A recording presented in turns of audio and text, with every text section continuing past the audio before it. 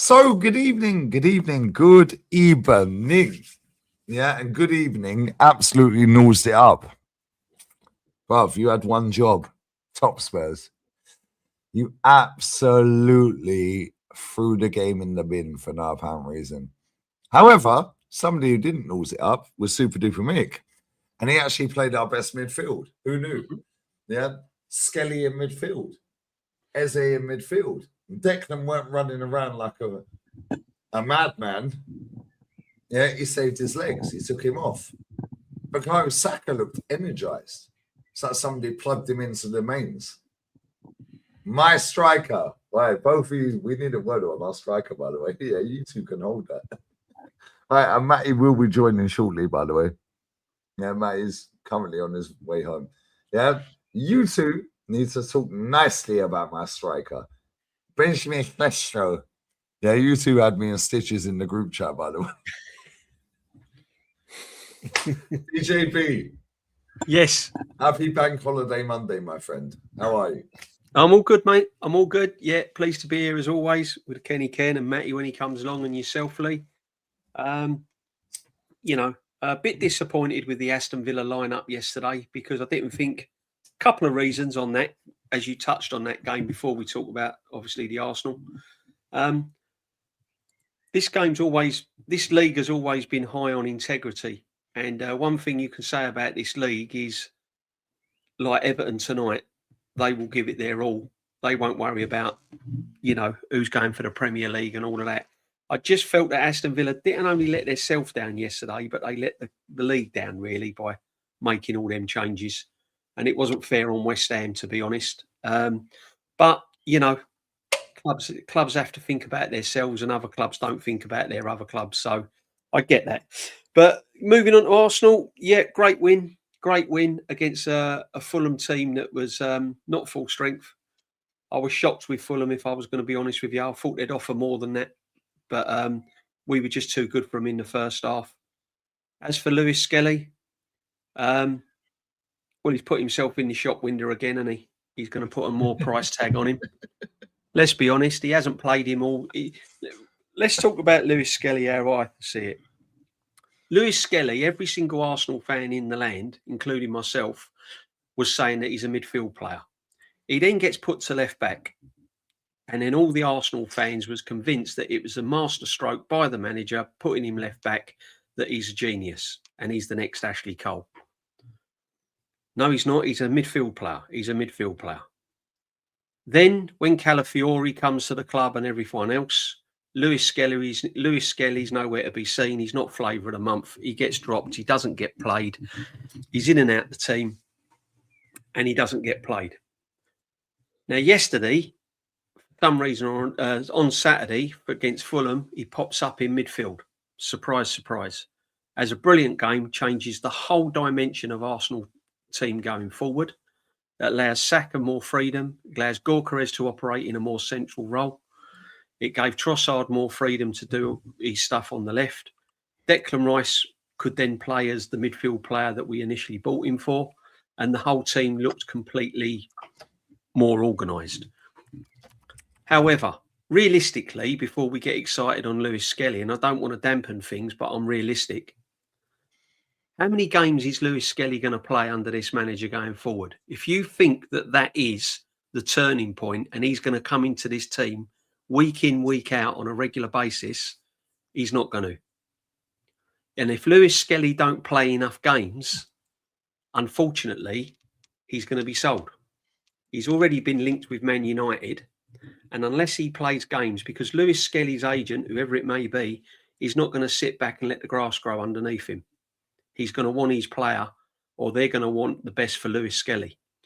So Mikel Arteta's got a huge decision to make. He either makes him a regular in that midfield or Lewis-Skelly departs from the football club.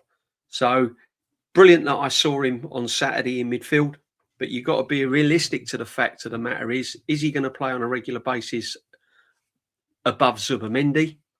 Probably the answer is no. Is he going to play anywhere else in the midfield above, if he was to play a more attacking role, Eze, that kind of thing? No. So, again, He's done a brilliant job. I'm not blaming Lewis-Skelly. This guy should have. What I'm trying to say is that this guy should have been put in midfield way before that Fulham game. It's taken him 6 years, 3 league games till the end of the 26-27 season to actually play him in midfield. So I'm not getting too excited about it because I don't expect Miles Lewis-Skelly to be an Arsenal player next season. If the right offer comes in for him, I think he's gone. So that's where I am with Lewis-Skelly. As for the performance, fantastic. Brilliant first half. Could understand why we eased off in the second half. We had Tuesday night on our mind. And we'll talk about Gyökeres later. And it was nice to actually see Gyökeres doing what Gyökeres was actually bought for. The fact that it's only taken him till May to get 1 assist, we won't talk about that. But you know, we'll take the positives. But Miles Lewis-Skelly, big up to Miles Lewis-Skelly. You've just put another 10, 20 million on your price tag. So excellent stuff. Masterstroke from the manager. What's a masterstroke? I mean, genius. Yeah, Kenny, you was at the game as well. Yeah, and I'm blessed that both of you. Yeah, and make sure you sub to all these people. Yeah, DJB Arsenal Huddle. Yeah, make sure you sub to that. Yeah, he let me on the channel last night. The Sunday sit back. No, that was class. Kyle jumps on as well. Kyle Walsh-Gunner. Yeah, that was class. We were reminiscing about proper players. Kenny, you was at the game. Yeah, you obviously did the fan cam. And you actually didn't fall asleep watching that game, Kenny. So how's your bank holiday Monday going? Big up Carefree Lewis for the raid, by the way. Bless up to you, Lewis. Yeah, F your football club, by the way.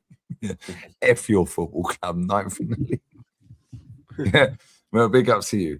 And Kenny, you never fell asleep at a game. Wow, crazy. First game of the season, you didn't fall asleep.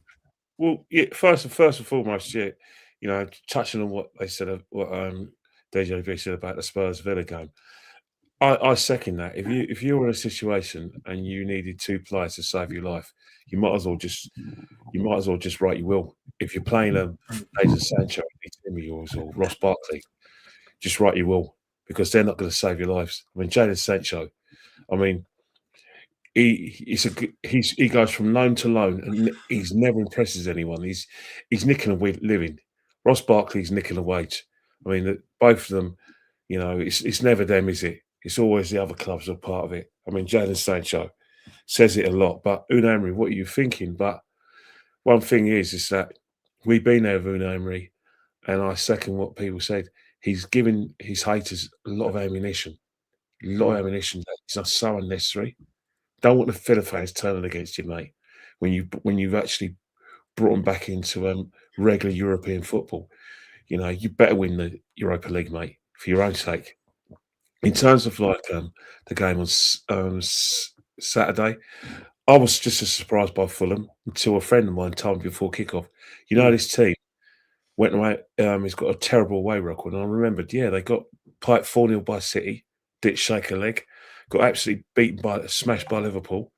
So it was one of those things when I thought, yeah, maybe Arteta's looked at the team sheet, and you've got to praise it where it's due, because just because a team is an asset, and just because a team gives you so much space, you still got to create chances. You still got to score goals. That's why you got to praise Miles Lewis-Skelly. You got to praise Victor Gyökeres. You got to praise Saka. You got to praise Eze. You have to, because you know opportunities are there, but you've got to take them. We took the opportunities that we scored from good goals. You know, we absolutely bullied Fulham. You know, not only did we get in their faces, physically we were stronger as well. Defensively, we gave Jimenez nothing. Wilson looked like a cult player against a boy when he's their best player. Didn't give him nothing. Smith Rowe, you know, tried his best, but he was physically handled by our players. And it was a really good first half. Victor took his goals really well. Saka put in a plate for him. Trossard, the dibbly-dobbly, put in a plate for him. All those players had good games, and you can't knock Victor. Second half, I had no problem with what Mikel did. Mikel had to take him off because at the end of the day, he has to manage the players' minutes, especially with the game coming tomorrow, and also the last 3 games. Sorry, last 3 games of the season, isn't it? You know, what have we got? last 4 games of the season. Sorry. So I got for the first time. I think, you know what? Five, Kenny. 5. We're in the I'm going Champions to League talk about the final. league because I don't cap my chickens like a lot of Arsenal fans do. So I'm going to cap the league, and I'm going to say, you know what? Good old Mikel. In terms of Victor Gyökeres, I'm his biggest critic, and I haven't got a problem with saying that. It's never personal. It's never personal. He is what he is. I still believe that, given the right service, you'll score goals. But is he elite? Absolutely not. Is he the right player for the club? That's up for debate. You look at his stats, and well done. I was on the program last year. I think you were on it, Lee, when I said 15 goals was about right. And he's going to get them. And respect to him. He's got them already, Kenny. He's on 21. No, I'm talking about league goals because league and cup goals. Well, he's on 14. 14. So he's definitely going to get his 15 goals, probably get 16, 17. And you've got to respect him. He's had a lot of adversity. He's got teammates who don't pass to him. You don't give him it's a fact. You have to look at the game against the games before Christmas. There was a disconnect between himself and his teammates. It's factual. A manager didn't fully trust him. And when it came to the business side of the season, the championship rounds, he went through his circle of trust. So for him to have that kind of mentality to keep on going, I've got no problem with that. But if you ask me honestly, as a football person, is he all that? I'm going to say no. Because can he hold the ball up? No. Can he run the channels? Yeah. But can he take players out of the game? No. But he's good at what he does, and we got to commend him. If you've got a team, he's going to give you space. That's what I've asked Victor. I've always said, if there's a give me game, score your goals, Victor. And Victor has done it. I've got respect for Victor. You can't disrespect a guy who, despite the fact that he's having a lot of criticisms by people like myself, DJB, and the established writers, to keep on going. I spoke to a couple of his critics. I spoke to his critic on Wednesday, and I saw one of his critics after the match. We both were happy for Victor.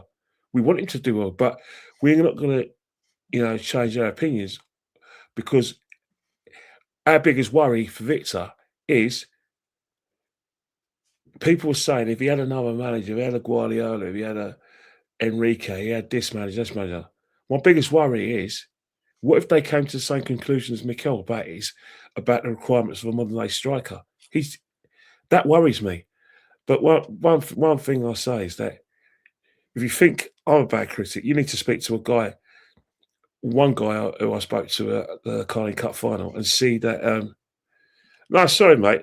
I'm not. When you said don't be wrong, strong, I'm sticking to my opinion, mate. Don't take the mickey. Don't take the Michael out of me.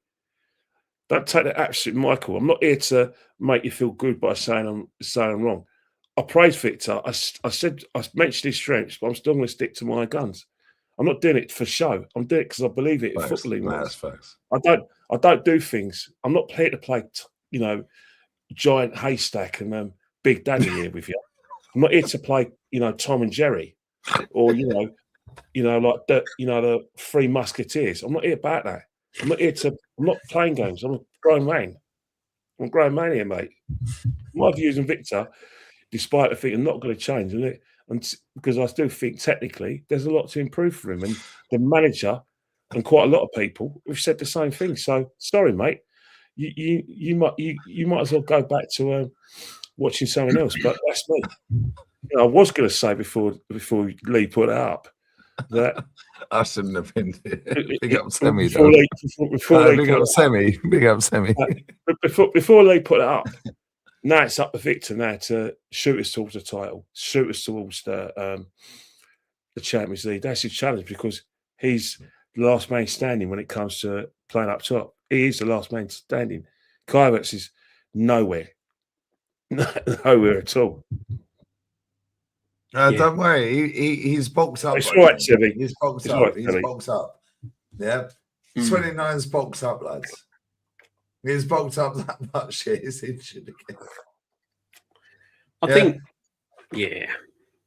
I think with the Gyökeres thing, it's people have knocked me and Kenny for having an honest opinion. Our opinion is not based on whether we think Havertz should be up top or not.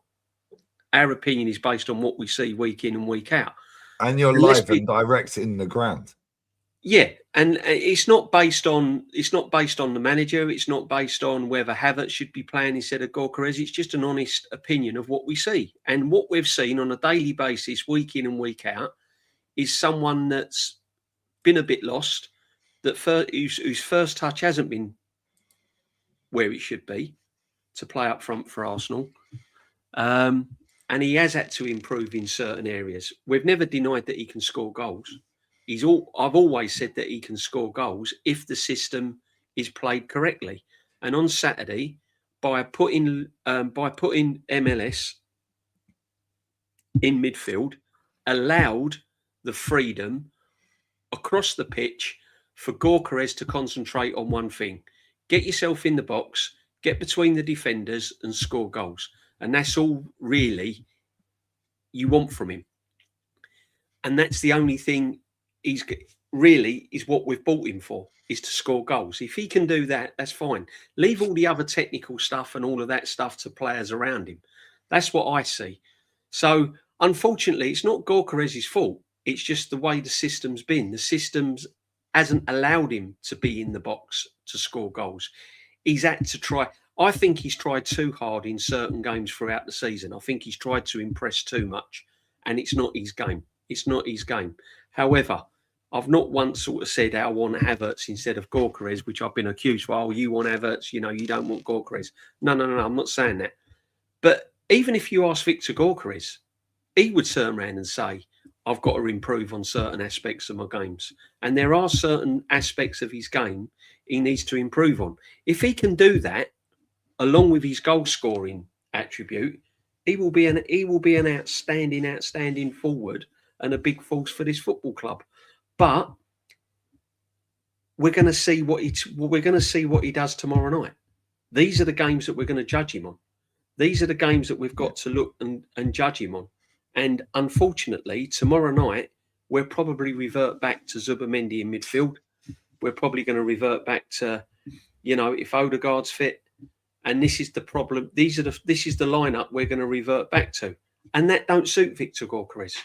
It doesn't suit Victor Gyökeres. He's used to attacking midfield players, one defensive midfield player, and attack. That's what he's used to, because then he can get in the box. Off the shoulder.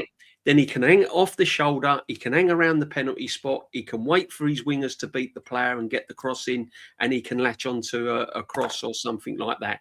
That is what he's good at.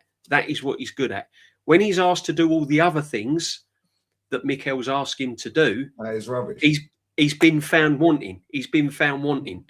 And these are the things that we've highlighted. It's not that we've got an agenda against Gyökeres. It's just the things we've highlighted. But again, a lot of that is down to the manager as well, Lee. A lot of that's down to the manager, because if you've got a striker in your team that scores goals, you've got to find a way how to get the best out of him. And Saturday, he did. You were both at the game. Sorry to cut over you. Yeah. You were both at the game at the weekend. Yeah, and Declan was marauding over halfway. Yeah, Gyökeres pulls off the centre back towards the right back. He's in that gap where he's pulled off and he's like, give me the ball. Yeah. Declan took 10 touches and passed it back. It's Well, like, bro, just feed the fucking ball, bro. He's clean again, through. but this is what Declan does, because Declan's not an 8. He's not an attacking midfield player. You ask any Declan Rice is a 6. Oh, yeah. Declan Rice is a 6. Well, he's a centre back, really. I said it about Zubimendi from day one. From the moment I saw him at Anfield, I said, this guy's not a 6. Put him in the 8, put Declan Rice in the 6, and build your team around that. Get Gyökeres in a more advanced position. Zubimendi then can create in the 8, along with Saka and everything else, and we'll move forward.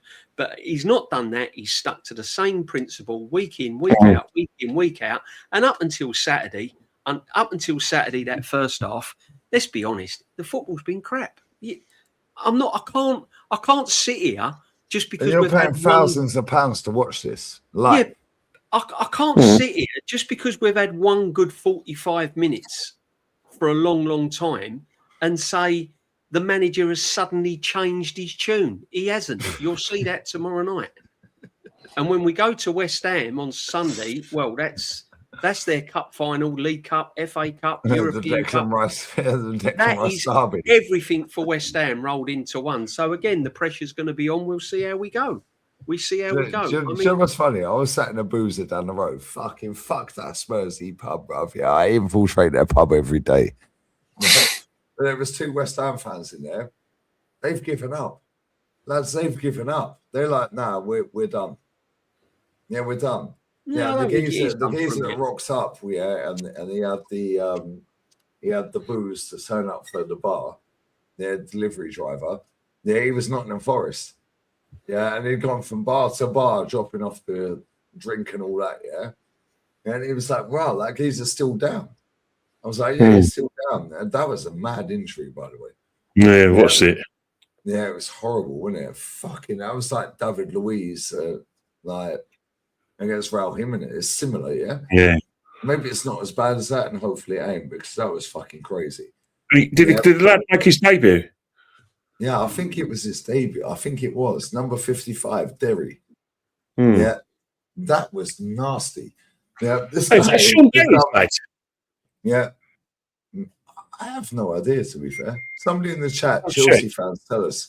Proper chill. Fuck the chills, bro. Excuse me, boss. Yeah, but this guy does all the delivery drops here around all the bars around here. And he came in that bar to drop off her drinks. Yeah, he's Sean Derry's lad. Wow. Yeah, Sean Derry's came in and he went, I support Forest. He goes, why? He's still down. He goes, I was in 3 bars ago with a load of Chelsea fans. Yeah. Wow. When that happened. He goes, I've done 3 drops for alcohol to the bars and he's still down. I said, wow. Is it a serious injury then? Yeah, I said they've only shown one replay of it. They only showed one replay on the screen I was watching, yeah. But at the same time, it's like, okay, cool. Chelsea are in the mud. Fuck Chelsea, yeah. Forest, cool, good luck to them. They're the most informed team in the world right now. Yeah, they're flying. Yeah. Aston Villa, absolute letdowns. Unai is going to do the exact same shit he did at our club. He's going to throw all of his eggs into that Europa League basket and he's going to bottle everything. Oh, no. Yeah, which is sad because I actually like Unai. Yeah. However, yeah, when you come back to us, yeah, and you look at Atleti, they've rotated their whole 11. The team that started against us last week, he never started any of them at the weekend. Yeah. Sorloth weren't in the squad. Alvarez weren't in the squad. Llorente weren't in the squad. And it's like, okay, it's cool that we had a great 45, yeah? Why did we have a great 45? Yeah, Fulham are going for top 6. They could have got in 6th if they won the game, yeah? Right? So you're sitting there and you're thinking, right, this is going to be a hard game. And then you're like, Eze, Rice, Skelly midfield. That was Saka's best game for a long time. Why? 100%. Because now we have creativity. That was Declan didn't have to be all singing, all dancing, all over the gaff. No, I'm the firefighter. Yeah, why? See how Skelly running around, yeah, putting out the fires. Yeah, so Zubimendi, sideways, backwards. Odegaard, sideways, backwards. Now, Eze, forward. Yeah, to Gyökeres, inside to Saka, bang 2-0, see you later. Yeah. When you've got players that can pass forward, yeah, Declan Rice looks bang average in this club. Yeah, and I like Rice. Yeah, I love him. Yeah, but at the same time, stop being the hero. And he didn't need to be the hero at the weekend. And this is why I rated Skelly's performance, Kenny, yeah? Right? And you obviously see it while you were there. Right? This manager threw him to the lions. Yeah, he was like sink or swim. I rate that to a certain degree. But at the same time, this manager always does it when he has to do it. He knows Zubimendi's blown out of his ass, Declan's blown out of his ass, Odegaard's fucked, 29's fucked, yeah? So now, well, I have to play Skelly in midfield. Yeah. Yeah. But at the same time, when you've got a guy that's physical, yeah, in terms of he can nudge you off the ball, he's on a half turn, he's techie, yeah, and he can pass the ball forward. Now you partner that with Declan Rice, who's all singing, all dancing, blowing out of his arse and on his last legs, yeah, right? Then you partner them two, yeah, with Eze, who can pass the ball forward and score a mad goal out of nowhere. All of a sudden, we're playing a Fulham team, and people say Fulham this, Fulham that. If they won, they were sixth. Yeah. Yeah. So let's not pretend Fulham are a shit team. Yeah. This league is shit. So, yeah, technically they're shit. However, yeah, let's not pretend that midfield worked perfectly, Kenny, yeah? And with Skelly in midfield, I see a comment on Flowers' channel saying the reason Skelly's not been playing is because manager was training him to play midfield. Motherfucker, he's a midfielder. Yeah, who knew? Play him in his right position. We see it in the Bernabeu. Yeah, we've seen it in other games, yeah. Right. But at the same time, and I'll land on this and let you go, Ken. Yeah. For me, yeah, I'm not going to get carried away on that midfield. Everything about that midfield helped Declan. Eze's got the forward pass, the killer pass. Yeah, Skelly's got the athleticism, he can run. Declan just mops up. That's Declan's job. Whereas Declan, before this bullshit, yeah, is running around like a madman, doing 3 jobs. How do you see it in the ground, Ken? Well, first and foremost, Miles, we all know what Miles Lewis-Skelly can do from that position. We know he's excellent on the ball. You know what Miles Lewis-Skelly does really well, which we were impressed with last season, is a change of pace, where he gets the ball and then he goes at pace. And when he runs, he knows, you know, that if you're like Trossard, Joy Carrez or Saka, you know that you've got to move because you need to provide with an option. It's no good in making those beautiful runs if there is an option. Look what he did against Atletico for Martinelli's goal, where it was him and just basically burst through the middle, boom, putting a plate for Martinelli. Martinelli makes it 2-0. So Miles has got that in his locker whenever he does play in the midfield. However, the problem we have with Miles and Mikel Arteta is that we should have and could have seen that against Wigan, which was all the way back in February, but we didn't because once again, Calafiori got injured. And let's not forget, Calafiori was a doubt for the game. So we could have had the same situation where Miles will have to be moved to left back. Yeah. So it's one of those things where you look at Miles, you talk about Declan, and I know you, DJB, you say he's the number 6. Only in English football, only in the, you know, like the traditional sense.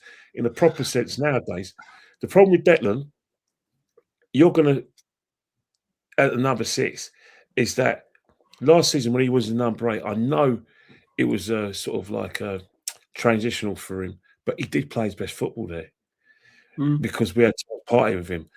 But I understand with Zubimendi hasn't, you know, like I said, taken over this league. You know, he's learning the job, and so a lot of times it's been a hit, sometimes been a miss. But when it's a miss, it's very, very bad. You look at the games we've been losing. But the problem is when you look at Declan, number 6s have to be more than like, you know, putting out fires, more the protectors and the recoveries. They have to be able to pass the ball forward and dictate the play. If anyone can show me a video of when Declan Rice has put a pass through the lines and how he's dictated the play, not just by running through occasionally, then I need to see it.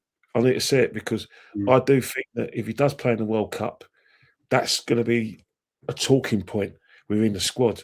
In terms of like, you know, the situation now with Miles Lewis-Skelly as well, it's all for the opposition. Fulham gave us space. So because Fulham gave space, you're going to see the best of Miles. Tomorrow, a lot of people are saying that you've got to start him against Atletico Madrid. That's fine. But Madrid are going to put 10 men behind the ball, two blocks of 4 behind the ball. They're going to stop us from coming down the wings. and they're going to soak it up. They're going to get tight to their defence, and then when they going to have a go, that's when they're going to get their bodies forward. They're going to start pressing and getting their faces. That's where we're going to see whether Miles could deal with that. Because last year when Miles was in situations where he did get that kind of pressure, it wasn't working for Miles. Miles, you look at the game against West Ham, even pre-season, when we lost against that lot. That's why the manager, he's going to play Miles in a horse for courses situation. You know, he got lucky, the manager, in terms of like he's able to play those players because, you know, a lot of players are running empty. He's looked at the situation in the Champions League. He's thinking, you know what? I need to get that final, mate. I need to get that for me. For me, I need that final. Just so I could have a chance of winning it. So he is going to rest players. It's going to take more importance in the Fulham game. And it worked out well for Mikel. But if you look at the lineup, what I think the lineup's going to be tomorrow, I can't see Miles Lewis-Skelly in that lineup. No. In fact, when he's at left back. Yeah, but even Mikel Arteta's got a lot of questions, not just in the midfield. The fullback situation, he's got questions, which we're going to go into later in the show, because you think about the game itself. He's got to prepare for every eventuality. There's no away goals. There's no advantage to Arsenal. Only home advantage. That's all. There's no disadvantage. If it goes extra time, I think we're fucked. I can't lie. Exactly. There's no disadvantage. There's no disadvantage to Atletico Madrid, because guess what? There's no away goals. The only disadvantage, they're playing away from home, and the majority of fans want us to win. That's the only disadvantage they got. It's equal. Whoever plays the best is going to win and get to the final in Budapest. But they're going to prepare for every eventuality. And you'll both be there if we get there. Well, actually, you have to win a ballot. You have to win a ballot first. Because you have to win a ballot. But you think about the situation. Team selection is going to dictate that and dictate the move. That's why it's an interesting point. That he's put his hand up. He's put himself in the shop window. But the only player that's played well on Saturday, that's definitely going to play, is Jorgeles. The Saka situation, we've got to talk about the Saka situation later in the show, because later in the show, we know Saka's not fully fit. Do we start him? Or do we bring him on in the second half? That's a decision that we can discuss. We can't have Madueke running around, man. No, but Lee, you've got to think of it. Just play Diamond, man. Just play Diamond. He's not touched that. You got to get that. Yeah, Diamond's not playing that game. He's not playing that game. I agree. You've got to look at the situation, Madueke and Saka, and how many minutes both of them are going to get. They're going to be his go-to guys. The Diamond situation, he's not playing. I talked about Diamond. I thought he did all right when he came on, but he did one thing I didn't like. You know what he did, and you know what he did. I didn't like it. It's not an exhibition game. All you guys are talking about is goal difference. Jesus is right in space. Pass me the bloody ball, he's saying. Damn, oh no. My mum and dad are watching, my friends at school are watching, like my ex-games teacher's watching, and my PE teacher. Oh, let me just dribble around, and Jesus is still in pace when you're playing around. You have a shot. Keep it simple. Keep it fucking simple. It's not an exhibition game. Exactly. I think tomorrow, I think Hincapié will come back in tomorrow, won't he? I think he'll play Hincapié on the left. I think it's going to be similar to the first leg. I think he'll start similar to the first leg. The only thing I think he might start Saka and then see how he goes, and then bring on the hop, skip and jump. Let's chase the beach ball down the beach. Nonny Madueke. Oh man, he's dreadful. Honestly. You guys go every week. It's absolutely scandalous. He gets an England shirt. I want Kenny to tell me how he gets an England shirt. What's the atmosphere like in the ground? Yeah, when he's on the pitch. Oh, for people around the world that don't go, like myself, right? What's it like when he's on the pitch? Not awful. Well, it's not. He's not the only player, is he? There's quite a few players who get in the neck. You're not going to like what I. Oh yeah. There's a few players that get it in the neck. Lee ain't going to like what we're going to say. No, he ain't going to like what we're going to say. But a lot. Yes, him. unfortunately, all the time. Unfortunately, he has been frustrating this season, and a lot of fans in the stadium have been frustrated with him this season because there's simple things he's not done. He's not done well enough. Yes, he scored goals, but there are other things where he's had to bring players into the game and release players from deep positions and get us on the front foot. And he's not been able to do that on many occasions. He's allowed pressure to come back onto us where he's lost the ball. It's things like that. And that's caused rumbles amongst the fans. But Noni Madueke, I mean, every time he gets the ball, everyone, it's like, oh no, what's he doing? What's he doing? It's like, oh no, we don't even look. Hey, we It's predict shocking. every single thing he's going to do. No, it's shocking. No, let's talk. I mean, every now now and I then, sit there and go, oh, what's he going to do now? yeah. But the Both trouble of you is, sat in Lee, the you know crowd what at the this fan weekend base is when like. Jesus was clean through, Yeah, and he touched it.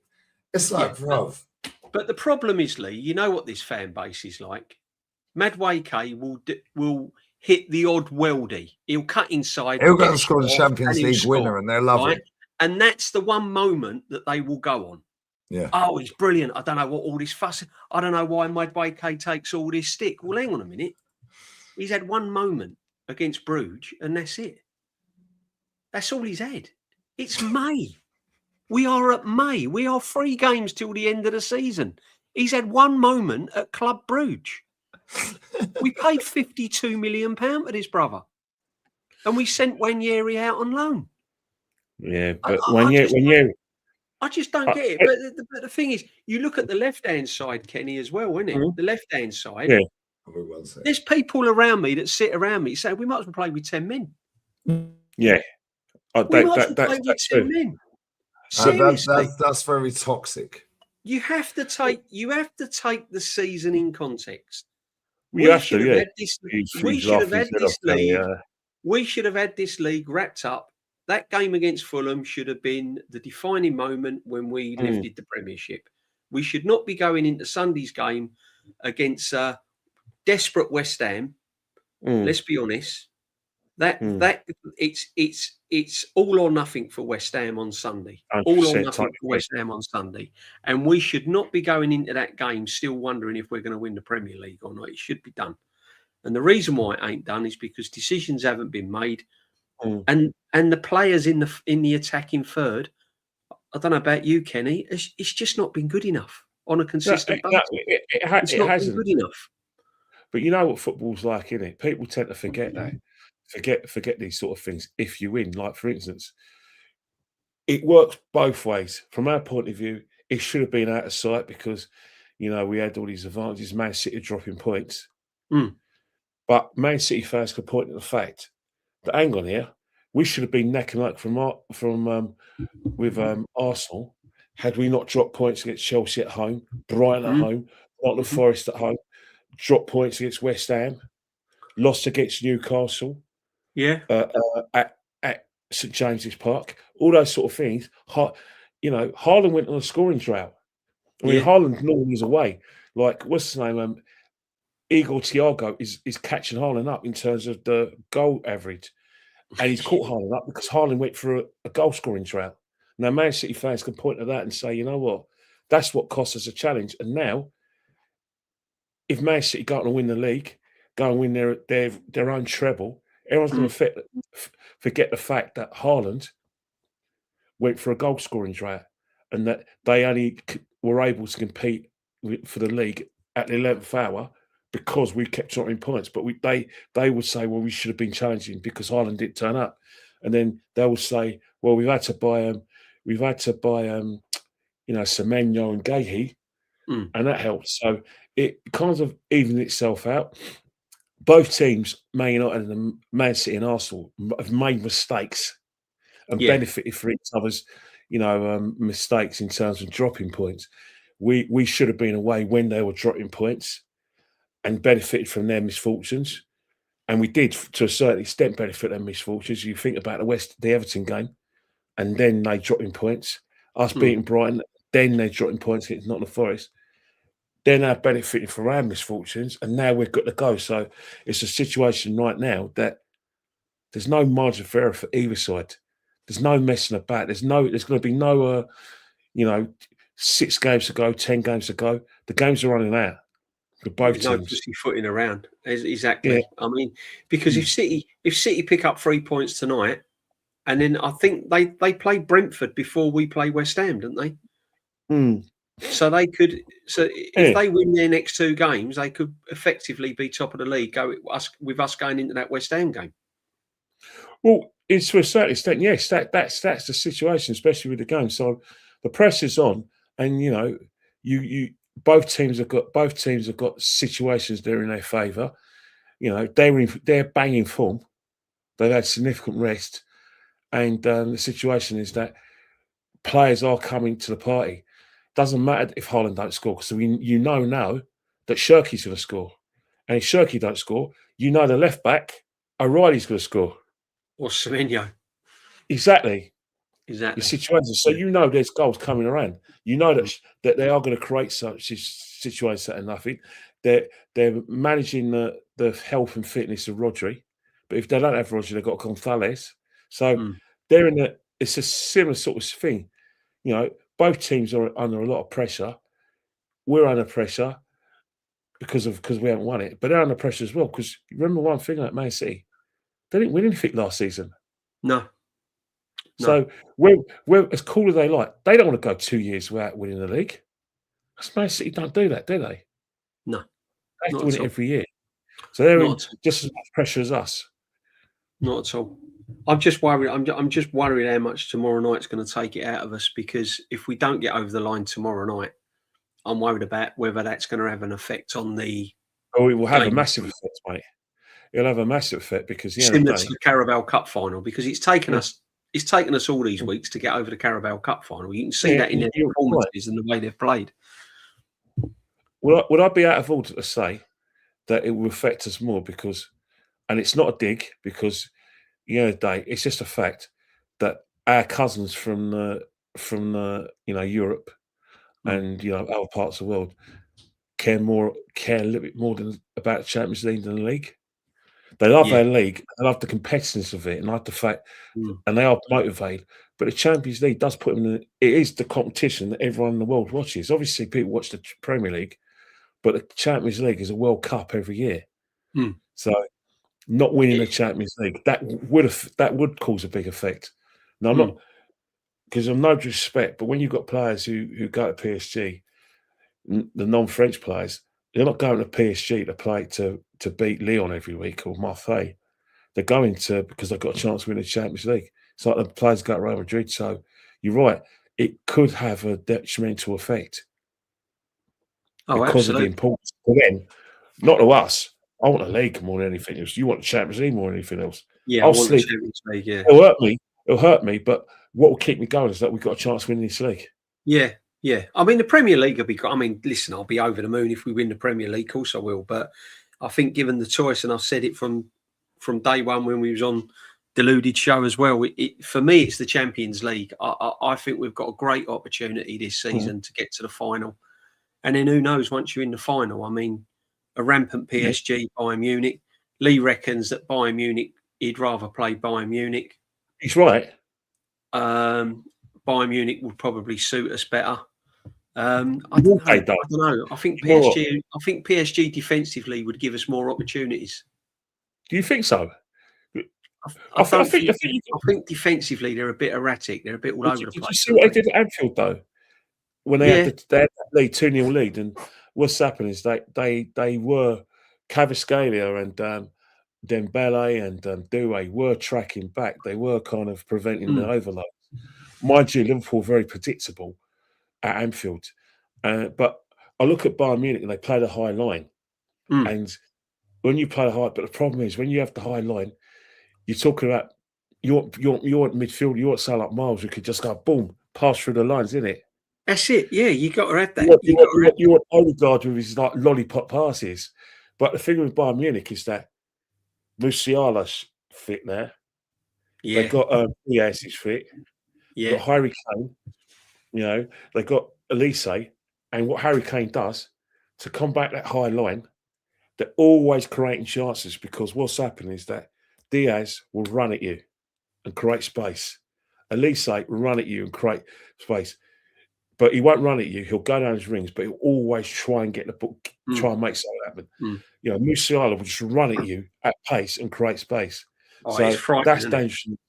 Yeah, that's going to occupy Declan Rice, and he's occupied Desiree Mendy. When you look at Paris, I mean, when everyone's song, 4 players run at you: Lewis-Skelly, Doué, you know, Dembele running through the middle. You know what I mean? It's like, and you've got Zai Emery has gone, and it's like it's horrible. You know, I got tired. You know, don't get me wrong. I was putting up a hot tub, and so I missed most of the greatest game ever. But when I watched the highlights, I went, "Oh my god!" You know what? I would have had to go in hospital to have a night off just to have a rest if I played in that game. Watching it from the stage, can you imagine watching it? Wow. Speed. I mean, Jesus Imagine Christ. watching it. Yeah. And both teams as well. Bayern Munich were 5-2 down, and they didn't go, oh God, let's foul someone. And they kept playing the same way. Just kept going. Yeah. But all right, defending was bad, but let me tell you something now. When it talks about managers putting their nuts on the table, bravo to Enrique and bravo to Company, because to do that and think, right, stuff all that text, you know, that whiteboard crap and formations. Let's see what happened. Because remember, they won in Paris. Yeah. Bayern, and they had a man sent off. So Paris said, all right, come on. It's basically everyone's saying measuring each other's nuts, aren't they? That's what the game was about.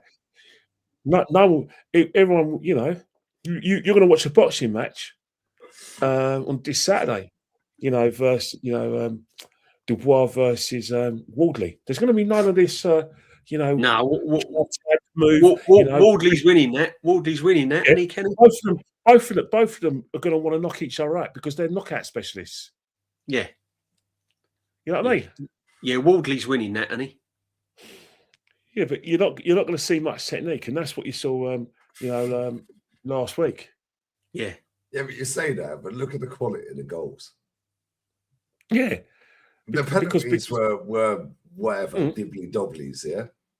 Yeah, but if you look at Diaz's goal, Elise's goal, Lewis-Skelly's goal, the goals, the quality of the goals, we don't see that shit in the Prem.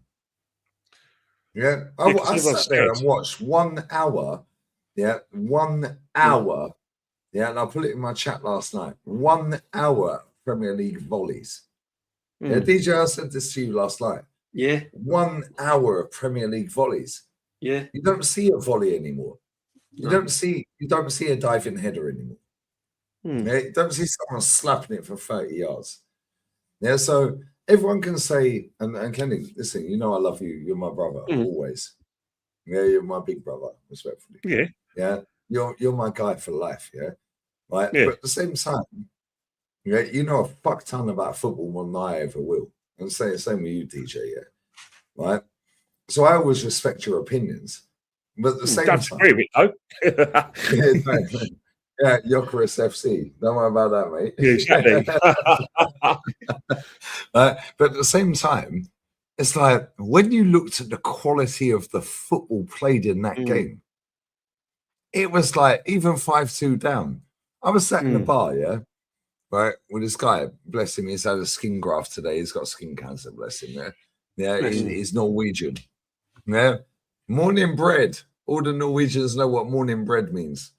Yeah, big up the Norwegians if you know what that means. Yeah, he's 57 years old. Yeah, he's got bad skin, really bad skin cancer. It's like, you know, when you see something like they flick the white paint and you do the jeans with the white flick. Do you think that's because of skin?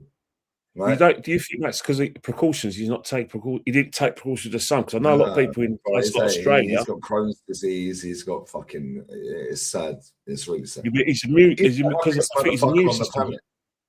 Yeah, Bodo Glimt fan. Yeah, Bodo Glimt fan. Right. When we were sat in the bar, yeah, we were sat there because I'd never done a watch along for that Bayern Munich game. Yeah, PSG Bayern. I said to him, Harry, you're going to see the best game of football you're going to see all year. Yeah, and he was like, okay. Very nice. He sits there with his little half pint, Lee Judges FC. Yeah, words to Judges. Yeah. And he was like, oh, he's like this. He's like, oh, he has his own chair in the pub, bruv. Yeah. I keep saying to the Spursy bird, get him his own plaque. This is Harry's chair. You're sitting there, and I'm like, number 17, Elise. Yeah, this player, Lewis-Skelly, this player, Kane. He goes, I know Harry Kane, I know these players. He doesn't watch football like us. Yeah, bless out to him because he watches the channel every now and again. Yeah, right. And I'm like, Harry, what do you think of the game? He was like, incredible. Yeah, I said, Harry, I said, do you see Manana? Yeah, he's Norwegian, Bodo Glimt fan. Yeah, I said, you see Manana? Yeah. Yeah. I said, did you watch Arsenal versus Atleti? Or Atleti versus Arsenal? He goes, no, I just went to bed. I said to him earlier, I see him in the pub, yeah? I see him in the pub earlier. I said, Harry, I said, who's the best team in Europe? He went, Paris. I think so. I think your friend's right. And he don't really know. Is your friend? Is his name Harry? Harry, yeah, bless him. Yeah, Harry's right. But the thing about it is that when you look at PSG, they always peak at the right time. And I don't think I look at the situation. You could talk about their league, but the French league has been brilliant. Moved their games back to suit them. Yeah. When's the Premiership ever done that for us? When? Yeah, but this is the thing, Kenny. Yeah, people say, "Oh, these leagues there's no competition in them leagues. The Premier League's the most competitive." We have a team sat at the bottom of the fucking table on 18 points. Show me another league around the world that has that. There ain't one. You won't get that. But the thing with the Premiership is, the thing with the Premier League is that team that finishes bottom with 18 points is going to make more money than Atletico Madrid in the semi-final. Wolves will make more money than Atletico Madrid. They'll make just as much money as a Bayern because they're in the Premier League. Bulk of Brian's money is going to come from the Champions League, and of course they have a big support of merchandise. But this season, Wolves will make just as much money as Bayern Munich. When Southampton got relegated, they earned more money than Barca winning the title. Well, in 2016, and I get that because of TV deals and all that. Yeah, but you remember 2016 when Sunderland got relegated? Sunderland got relegated in 2016. They made more money in 2016 than Bayern Munich did, and that was a Bayern Munich. That was a Bayern Munich. If you remember, that was Bayern Munich. It was in Pep Guardiola's last season. Yep. Bayern Munich, when they got to Champions League semi-final, won the Bundesliga, and Sunderland, who got relegated, made more money than Bayern Munich in 2016. Yeah, Southampton, when they got relegated, they earned more money than Barca when they won the league under Hansi Flick first time. Well, it's like West Ham, isn't it? If they get relegated, Sullivan ain't going to miss out. See you later, Static. See you later, Static, my friend. Big up. Sullivan ain't going to comments, both the lads' links, by the way, and Matty's. Matty will be joining at some point if he can make it. I mean, Sullivan ain't going to lose that much money because they're going to have to sell 4 or 5 players, which he'll get money for. And if they get promoted, he's going to get a balloon payment. So they don't really lose that much money, to be honest with you, apart from the Sullivan's got a bit more to worry about that. Sorry to cut over you, DGB. Yeah, no. You're from the East End. You live in the East End and you're from that area. And you know the rumours about Sullivan. I think he's got a lot more to worry about than a cash deal. Definitely. Yeah. And Lee, you know what I've told you what it's about. I told you about it, but we'll not discuss it because we're professional. But he's got more things to worry about. Yeah. Actually. Do you know what makes me laugh though? Yeah, it's like I understand there's more eyes on the Premier League, so obviously the investment's more, so the money's more. Hence why they can look at Calafiori. Calafiori is a bang average footballer. Yeah, he was on 12,000 euros at Bologna. We gave him 120 grand a week. Oh, it's crazy. We priced everybody in Italy out the market. Yeah, if I had a business, I'd do the same. Yeah, I want that person to come and work for my business. Cool. I'll pay you so much money, you can't say no. and you lot can't compete, I'd do the same. But at the same time, you have to deliver. Yeah, you have to deliver, bro. Yeah. Zinchenko was on 20 grand a week at Man City. We said, nah, that's the missing piece. Is 150 grand a week. How'd you 7x his wage? No, it's crazy. Like, come on, what are we doing here? It is, man. Yeah, and the maddest thing for me is, you look at, like, and I said this in the bar, I've said it on here, I said it with you last night, and I've said it multiple times. If we get, and please God, fucking get us to that Champions League final, because then we have half a chance for fun, maybe a quarter of a chance. Yeah, if we're there, we're there. Right, and you two will be there. Right, but at the same time, I want to ask, I asked DJ last night, I want to ask Kenny as well, and the chat. And I said this in the bar. If we get Champions League final, I'd rather face Bayern Munich than PSG. Yeah, because Bayern Munich give up goals. They give up goals. PSG keep the ball on the floor. Yeah, and albeit both of them are insane. Yeah, they're better than both. They're better than us, both of them. Yeah. PSG will just retain the ball. It's like watching prime Barcelona. Yeah, they'll keep the ball on the floor. Whereas Bayern Munich, you can scam a corner against them. Yeah. I think if we get that final, I'd rather face Bayern Munich, because I think I'd be more confident. I wouldn't be confident against either, by the way. Yeah, but however, you know I'd what be you're saying. more confident. There's two reasons why you're right in a certain way. Bayern Munich play the high line, Upamecano as well, and they don't get really much protection. If Martinelli was in form, of course, 100% you love that. If Lewis-Skelly was there to pass the ball through the lines, 100% you'd be all for that. If Saka, because when Lewis-Skelly is playing midfield, he gets the ball through the lines. Saka and Martinelli are going to run off him and occupy the defenders, and Upamecano, and Kim are going to go, oh no, who's helping me out here? That could happen, but that's only if he plays them. However, when we played Bayern at the Emirates, there was no Alphonso Davies. They played Conrad Lima at left back. No Diaz. Diaz was suspended, and then you've got Musiala who was injured. Now, with Bayern Munich, in that game against Paris, Diaz went straight through it direct. Musiala went straight through direct, and that encouraged, got Kane in the game, and that got Elise in the game. They're going to be a different prospect than the team we playing in the Emirates Stadium. Midfield as well. Sounds it taking the play, but when you think about a situation where they're going to go run at direct at speed as well, even if they go down, they're going to be battering us. We've got to learn to cope with that. But I know what you're saying about Paris, that although defensively they're not as great as us defensively, one thing they do is that when they played us last year at the Emirates, did you see how Kvaratskhelia and Dembele were tracking back when they didn't have the ball?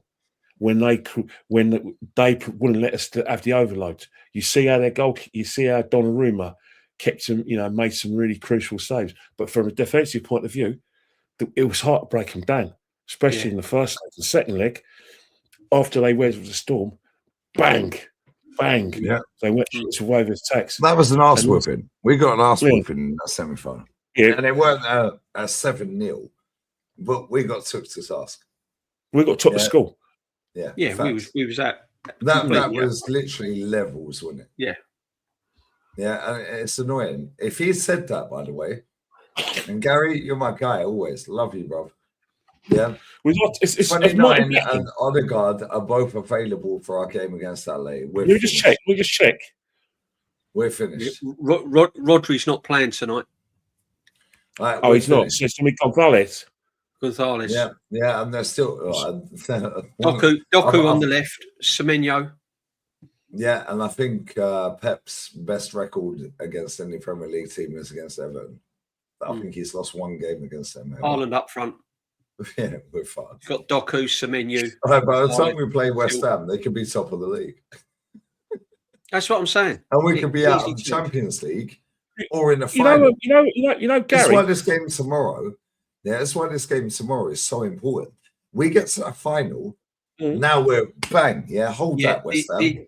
This game We tomorrow lose night tomorrow is massive. in terms of get knocked out. Yeah, over the two legs. I think we bottle everything.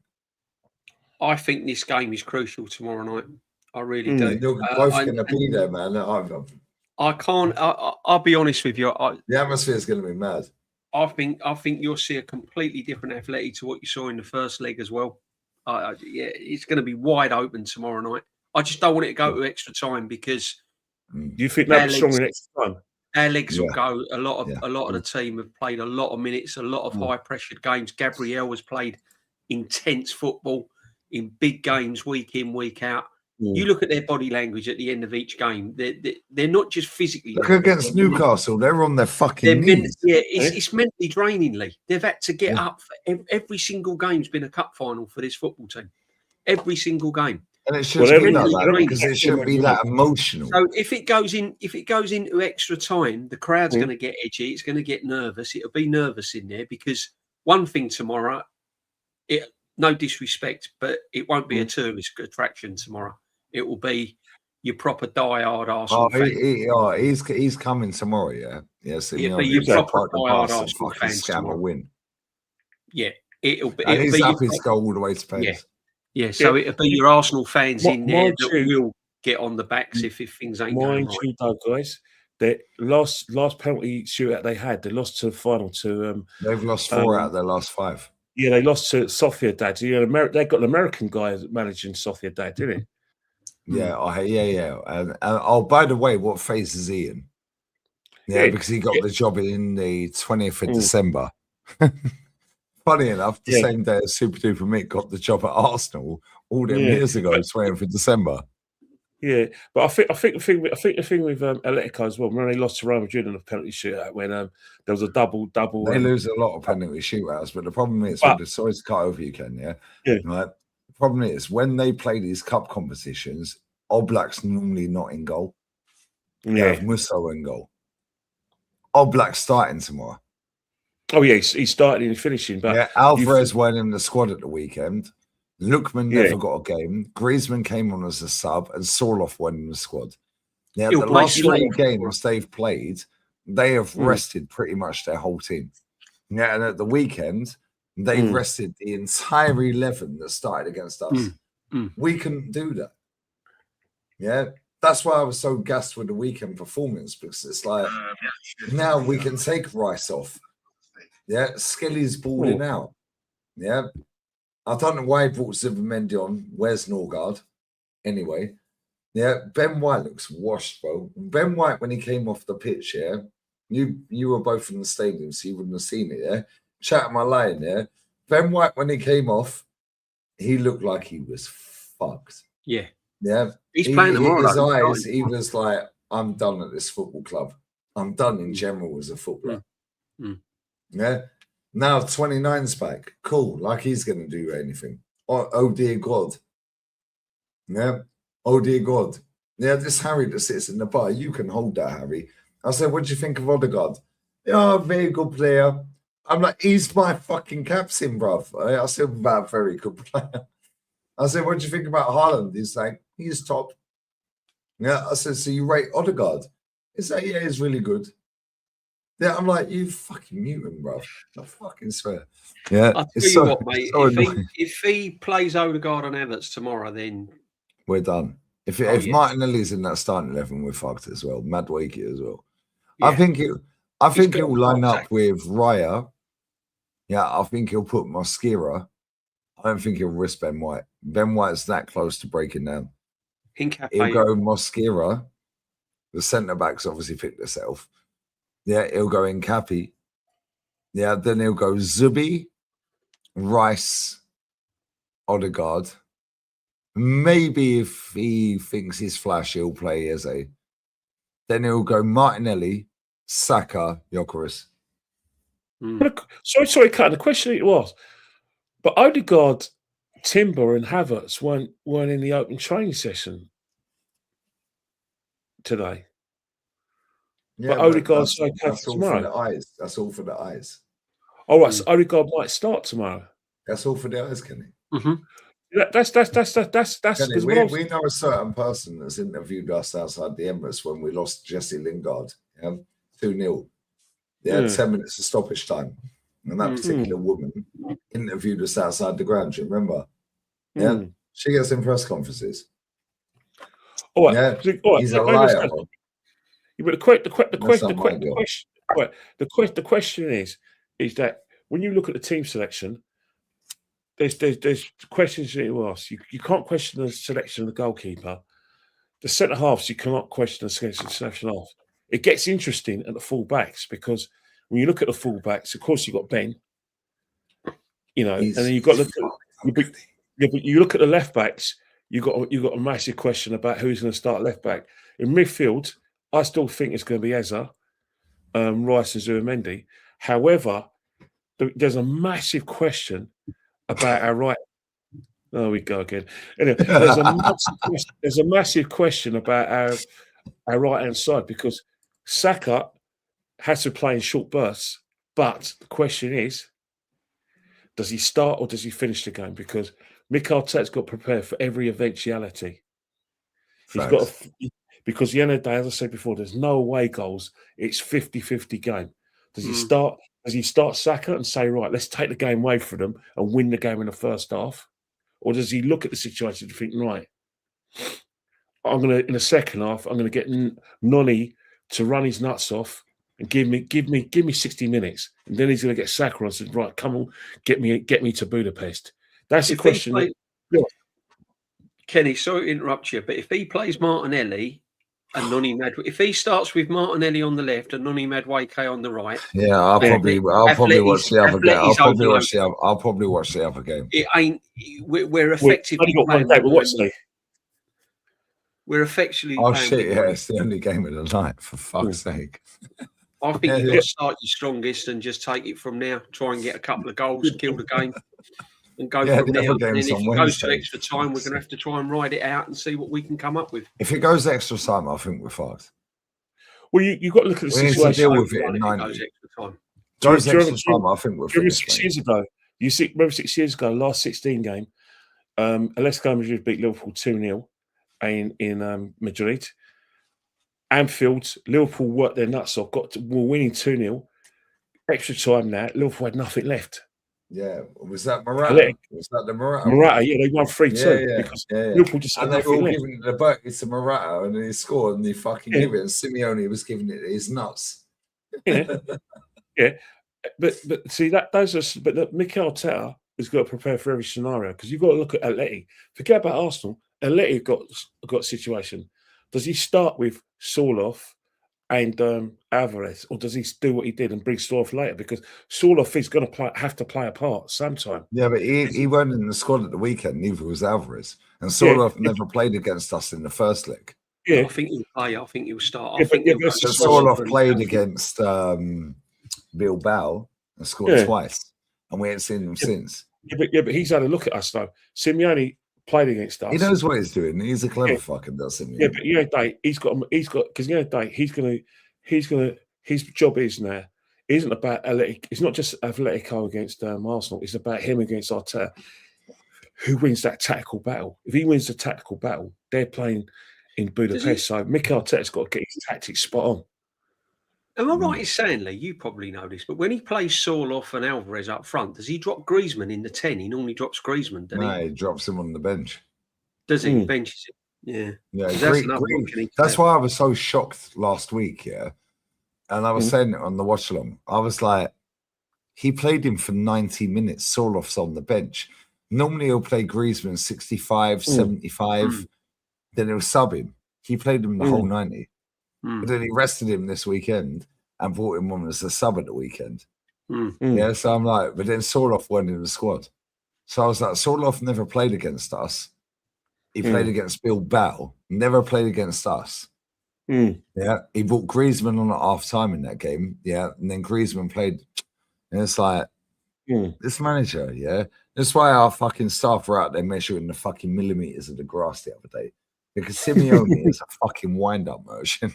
He's a bastard, bro. Yeah, and I rate it. He's like Jose Mourinho from Argentina. Yeah, he gets in your head so much, yeah, that you've got your staff out there asking UEFA officials to measure the grass. Yeah, like come on. Has he got a team? Has he got a team that is going to get to the Champions League final? Because at the end of the day, a lot of our fans, we always think, because we beat Bayern Munich and Atletico in the group stage, it should be a given. But we know this team and we know the situation. Only good teams get to the semi-finals of Champions Leagues. Do you know what it is with Atleti, yeah? Yeah, and anyone in the chat, correct me if I'm wrong, yeah? For me, Atleti are very similar to Arsenal. They're that close to being great. Yeah, and he's made them great. Yeah, but then they've had a mad fall off, yeah? Right, because they've sold everyone and replaced. When was the last time he won a major trophy? Sorry to just cut in, but when was the last time he won a major trophy? 2021, he won the league. It's bloody hell. How many finals has he made? Yeah, the Super Copa de España, Copa del Rey, yeah, and then title races, yeah, and any other competitions since 2021. Yeah, he's so good. Yeah, it gets you that far and then it's fucking fold. Yeah, it's like Arsenal. It's like Malaga. Fuck, I was speaking to a Malaga fan earlier. Yeah, and he was like, we should be winning the league. Yeah, and they should. Yeah, but they're now 8th or whatever, and they ain't going to make it out the fucking... They ain't even going to make the playoff. Yeah, they're so close to being great. He's very similar. Yeah, you could go and bang them 4-0. Comfortably. We did that. Yeah, but at the same time, they can go and bang Barcelona 4-0. But in the second leg, yeah, they should have got walloped 9-0. But he knows how to just fucking navigate his way through a game. Yeah. And this is the thing, yeah, tomorrow's going to be hard work. That's going to be the longest 90 minutes we're ever watching our life, mate. Or 120. Yeah. I'm already preparing myself for getting home at about 1 o'clock in the morning. Do you remember when we played? Do you remember the time when we played? What's it? Who is it? Porto. Was it Porto? 2 years ago in the last 16, it went to penalties. Yeah, Kivior got skinned. Oh, he just won the title, by the way. Well done to Kivior. He's a Portuguese title winner, by the way. Just saying. Yeah, and Jose's invincible. He ain't lost it. And he ain't won nothing. So, and it was a tight game. They won it. Obviously, they won in in Conceição skinned Kivior. And in the second leg, Trossard got a goal, and it was a game where it became a game of it was basically a chess match, and then obviously our penalties were better than theirs. So it's one of those things where. But then we've seen that against Sporting. Like we got lobbed from the halfway line. You were both there. 2023, the season before when. Aaron Ramsey slapped on pens. Yeah, this is the thing. Yeah, if that goes extra time, we're fucked. Yeah, they've rested lads. I swear down, they have rested fucking everybody for this game. I know. Yeah? You've got to be prepared for that, Lee. If you're an Arsenal fan, you've got to be prepared for that. If you're playing cup football, you've got to be prepared to win it any time. You can either take the game away from them in the first half by scoring a couple of goals, or scoring some last-minute goals, or situation winning in extra time penalties. That's the Champions League. That's the most difficult competition to win, especially if it's a 50-50 game. Doesn't matter where we are in the league or how great our league is compared to theirs. It's one of those things where we're now playing proper teams now. Irish Green, you're right. We've had it easy. We had an easy FA Cup a run, and we didn't win it. Cup as well. We had an easy League Cup run and didn't win it. No, and we've had an easy Champions League thing where everything's in our favours. Arsenal can have no complaints. They can't complain about playing the second leg away because they complain they got their own way. They can't complain about refereeing decisions because guess what? Madueke dived in Leverkusen. So it's one of those things where Arsenal have had it easy. It's now up to them to take the gifts that they've got from the Premier League, not so much the Premier League, the gifts they got from the Football League, the FA, and UEFA. Grab your chance. Got to grab it. Got to grab it. But I'm just wondering whether they start thinking about Sunday and the Premiership. If it does go into extra time and the legs start getting tired and mentally they start getting You've tired. got to go for it, DJB. You've got to take that risk because... Do they start thinking, you've got Sunday coming up? You can't think like that. Do they start getting sidetracked? You have to think of that game at that time. Because the problem is that there's a lot of They're fans. so invested on it. That game. You have to be invested. Like you're literally 2 games away from winning the Champions League. You've never done it. Our club's never done it. DJB, you're right though. Don't get me wrong. That gets to extra time, and some of our players are on the ground. Yeah, you know that come to the West Ham game on Sunday, you're going to think, well, I'm not sure I can start him. Yeah. I'll start him. You start having to pick a fit. No guard at the start of the weekend. You know the situation is that we shouldn't, as an Arsenal team, concentrate too much on whatever events at the Dickie, because at the end of the day we've done our job. But the human side of you is going to be, watching the game at the Dickie because of the thing the thing is that it's neck and neck between us. If the City win at the Dickie, and a lot of us think they could and maybe should, then all of a sudden you've got one eye on the West Ham game because remember they got a game against Brentford too. Let's face it, Brentford like Fulham. At G-Tech Stadium, Brentford are so hard to play against, and Fulham at the Cottage. But away from home, I've seen no evidence that when Brentford go to a big team, that they are competitive. Yeah, they kick the ball really well, but they weren't competitive when we played them at the Emirates. They had a good game against Man United, but they still lost. And I do think that we could have Brentford and Bournemouth in the Champions League next season. Jeez. Yeah, you know the thing about it. Brentford or Bournemouth in the Champions League. I'm glad you brought that point up because you look at the situation. Hearts have just beaten Rangers 2-1. All right. Wow. Now Hearts. Kieran Tierney is on for a title. Yeah. By the way. Yeah. No. Hearts are winning it. Sorry, Lee. They're away to Celtic last game of the season. Yeah, and by that time I think the title will be wrapped up. Yeah, but let me tell you something now. In terms of Hearts, right, they're going to win the Scottish Premier League, right? And you think from that how long we waited for a team other than the Old Firm to win the league, and their reward for winning the Scottish League is going to be playing the qualifiers, whilst Brentford, Bournemouth, Aston Villa, and the rest are going to get in the group stages. Tell me if that's fair. It's not fair. That's why I hate the Champions League. It's not fair in Hearts. They've got to play the qualifiers, whilst Aston Villa are going to get into the group stage for finishing 5th and winning this competition. Man United finished 3rd. All these teams who haven't made a challenge for the title, they're getting automatic entries. Kenny, I mean, look at that. Look at the. Is it Rochdale and York where they both finished on over 100 points? Yeah, 106 points. Yeah, 106 points. Goal difference. How can you get over 100 points and be in a playoff? And the team that finished 3rd finished on 95 points. It has to change. You have to have 3 up. And the team that finished 4th finished on 90 every points. League. Yeah, 106, 106. It's what's happened with football. It's mad. Yeah. Our game's dirty. You know what the situation is? What we're having now is that the Football League want to actually get more teams in the playoffs. They want more matches. So if you finish with 3rd... Look at this, Kenny. Look at this. Look what we have to put up with. Tell him, mate. What we have to put up with, yeah? The boy finally comes good in May, and look what we have to put up with. Mate, they've been cussing our striker all season. Well, at least he came through. Castellane came through.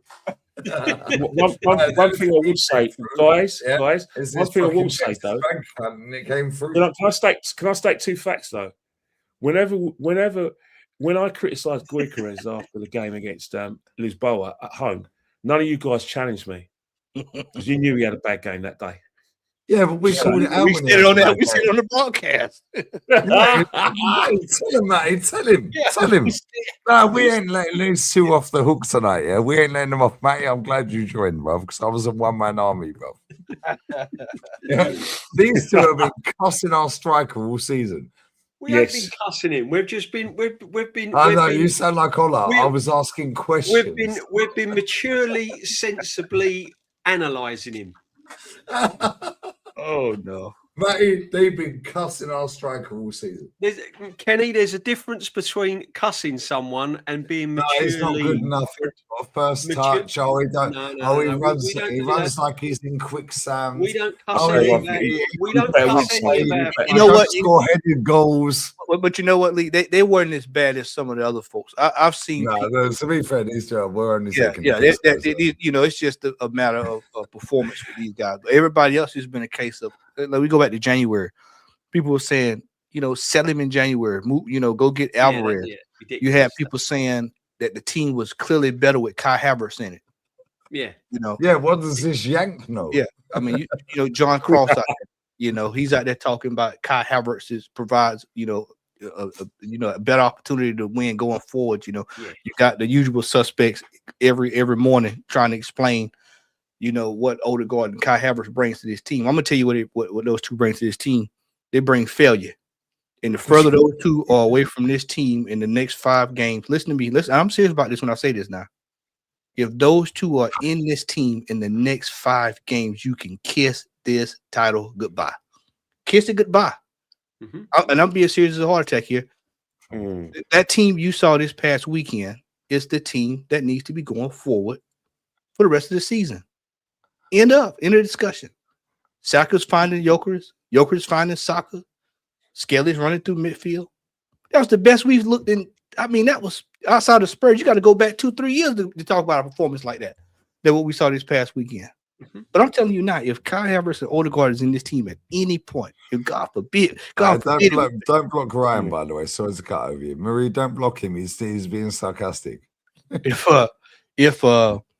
we get to that final, and if you see them two on the team sheet league like we saw when we played City, just go ahead and book it. It's over. Trouble is, Matty, you know that tomorrow's going to be, he's going to take Skelly out. He's not, see, the thing is with Skelly, and I said this earlier in the stream, he put him at left back by default, and then suddenly he was a genius. He's discovered a new left back, the new Ashley Cole, right? And then he brings in Calafiori and everything else, and Lewis-Skelly is not flavour of the month. He's not been anywhere near the team all season. He's not been anywhere near the team all season. You know what? Plays him in midfield. He plays him in midfield against Fulham at last minute. Last minute, he drops him into midfield against Fulham. And as Kenny said, if Calafiori hadn't been fit, he'd have played him at left back again, right? Right. So he plays him in midfield against Fulham, and suddenly everyone's coming out the woodwork saying, "Oh, you know, we've always said that he's a midfield." No, you never. Everyone's been saying he's a left back. Not us haven't, but most of the fans have been saying, "Oh, you know, he's a left back." He's England. Even in England, he's been picked for England as a left back. He's always going to be a left back. No, he's a midfield player. Yep. And now people are coming out saying, "Oh, he's playing in midfield." I said it from day one when I saw Zubimendi. Get him out of the 6. Rotate either him in the 8. Put Skelly in midfield. Save your money and turn Skelly into our Morgan Rogers, our Vitinha. Get him more attacking. Get him more attacking. You know what, JB? He ain't going to play him. He ain't going to play him tomorrow. He ain't going to play him. But you know what, JB? This this goes back to last season. This same time last season, we was in that run and we needed players coming into the team. And we were saying, why don't you play Skelly there? He plays that position. Why don't you play Ethan there? They play that position. He wouldn't do it. It was to our detriment. We ended up paying for it. Oh, it was that year before. I can't remember now. He's starting to run together now. But either way, opportunities have been there for Skelly to be in this team and to do exactly what we saw him do this past week. You even seen a flash of it when we played Atleti early this season. He was running through, bombarding through midfield, and I think he set up Jokeris, if I'm mistaken. I think if I'm not mistaken, I think he set up Jokeris for a goal. But that just goes to show you that the manager, he waits until it's the last second. Yeah. And this time he got very lucky. He got very, very, very fortunate this time. Yeah, it's when he's forced to do something he does it. He needs to stop doing that. He needs to start trying. But see, Lee. I was listening to Shane. I was listening to views afterwards. Both of them said, yeah, he put Skelly in midfield. Sorry, at left back, because he had to. His pathway into the team was left back, mate. We shared that clip enough times. But you know what, Lee? This is what. See, this goes back to when we all sat here back in October, November, September, and we had those fixtures, Preston, Bolton, all those things. Why aren't you trying them there? Yeah, just to see. This is what those games are for. Port Vale, Mansfield. This is what those games are for. Wigan. This is what was there. Was there for him to take the opportunity to try that. And then he waits until it's the clock is about to strike 12. Oh shit! Zubermendi's on his last legs. Yeah. Bryce on The his carriage last is legs. pulling off. The carriage is pulling off. Everyone's on their last legs. Fuck! I'll play Skelly in midfield. Oh, I'm a genius. Yeah. And I played the clip. Yeah, I'm gonna play it again. I'll play it on here. Yeah. Let's have everyone locked in. Yeah. Make sure you sub to all the lads as well. And follow Kenny Ken 1972 on Insta. Yeah, I'm gonna play this clip. Because then I don't get done for copyright on it. So that's great. Oh, yeah. By the way, fuck Chelsea. Yeah, fuck Chelsea. They got weighed in today. Right, watch this, yeah? Right, watch this. This psychopath, and he is a psychopath. Watch this, guys, yeah? That right there just tells you all you need to know. Probably because I don't have a clue. Probably because I do not have a clue, right? So he was asked, yeah, why hasn't he played Skelly in midfield before today? Probably because I don't have a clue. That's his first words, right? Listen to this bullshit. At least he look at his face. Right? I swear, Matty, I can read body language inside out. I've done it 21 years knocking on doors, yeah? Right? Swear down. Watch this. Because big gulp. Yeah, now he's thinking, shit, what would Pep say? Probably I don't have a clue. Yeah, now he's deaf staring you. Now he's deaf staring you, yeah? Probably because I don't have a clue. Pep would make a joke. Now he's doing reverse psychology. And maybe I should have done it earlier. I don't know. I don't know. I'm not going to look at you when I say I don't know. I don't know. Yeah, maybe because shit, what would Pep say? Maybe because I don't have a clue. Deaf stare. Yeah, maybe I should. Yeah, now he's waffling. But I have to do things when I believe that the player is ready, the team is ready, and the I have to do things when the team is ready. The player is fucking. What are you talking about? opponent is the right one to It's play. taking him till May, 3 games into the season. I'll play the whole He's thing just without decided saying a that word. they're Probably I ready. don't have a clue. I'll play the whole thing without saying a word. Watch his body language. Probably I don't have a clue. And maybe I should have done it And it's earlier. not I the don't know. same. But I have to do things when I believe that the player is ready, the team is ready, and the opponent is the right one to play with him in that position. And we've done it today. It's the first time. It was a big risk because I knew what was going to happen. If it works, it's great. We would have lost the game. What happened? How do you play a kid at this age? That's in this big stop scenario right there. in a Stop, position hold that it he right hasn't there. played? That's basically BS. saying I threw him to the lions. That's BS. That's BS. You wouldn't have called him up if he just was a kid. This young man's been in the team for 2 years. You need to stop that. Arteta need to stop that. He's being a shyster. Matty, he's basically saying, if it works, it's great. If it don't, I've put a kid in midfield. So basically he's saying, if it works, I'm a genius because look at me, I done it. Go to Flowers' channel, right? Go and click on the comment section. There is a guy in the comment section that said, there's a reason Skelly ain't played because Arteta was coaching him to play midfield. Yeah. But another thing as well, Motherfucker's a midfielder. he wasn't worried about taking the risk putting him at left back, was he? Nah, that's a much bigger risk. And waxing lyricals over him being at left back. But he's taking a risk playing him in his natural position. Yeah. Let me play the whole thing all the way through, yeah? Because Let Look. He Probably don't I know don't what have he's a clue. talking about. And maybe I should have done it earlier. I Slap don't the know. table. Yeah, you should have done it But I earlier. have Let's to be do real. things when I believe that Way the player earlier. is ready, the team is ready, and the opponent is the right one to play with him in that position. And we've done it today. It's the first time. It was a big risk because I knew what was going to happen. If it works, it's great. We would have lost the game. What happened? How do you play a kid at this age in this scenario in a position that he hasn't played all season? I knew that, but I had the feeling that it was the right game for him. This guy is an absolute psychopath, bro. Yeah, Politician. I'm saying you right fucking now. And this guy is sitting there. Oh shit, they've asked me a tough question. What would Pep say? Oh, he'd make a joke. Oh, maybe because I don't have a clue. Mikel. Hee. Fuck off. Yeah, there's. I knew it was a big risk, guys, to play him in his actual position, guys. Yeah, and if it came off, guys, yeah, then you look amazing. If it didn't, then well, yeah. If it comes off, I get all the credit for putting him in his actual position. If it don't, well, Skelly shit. Yeah. In a pressure game to go 6 points clear. Yeah. The only reason he put him in that fucking position at the weekend, Zubimendi is that close to being injured. Declan Rice is that close to being injured. Yeah. Oh, and funny enough, Eze and Saka had their best games for how long? Since Tottenham. Funny that, isn't it? Yeah. Declan Rice didn't have to run around like a madman. Why? Because he's got Skelly doing it. Funny that, isn't it? Who knew? But you know what? At the same time, what he's done is Fucking hate now, this manager, people have seen it now.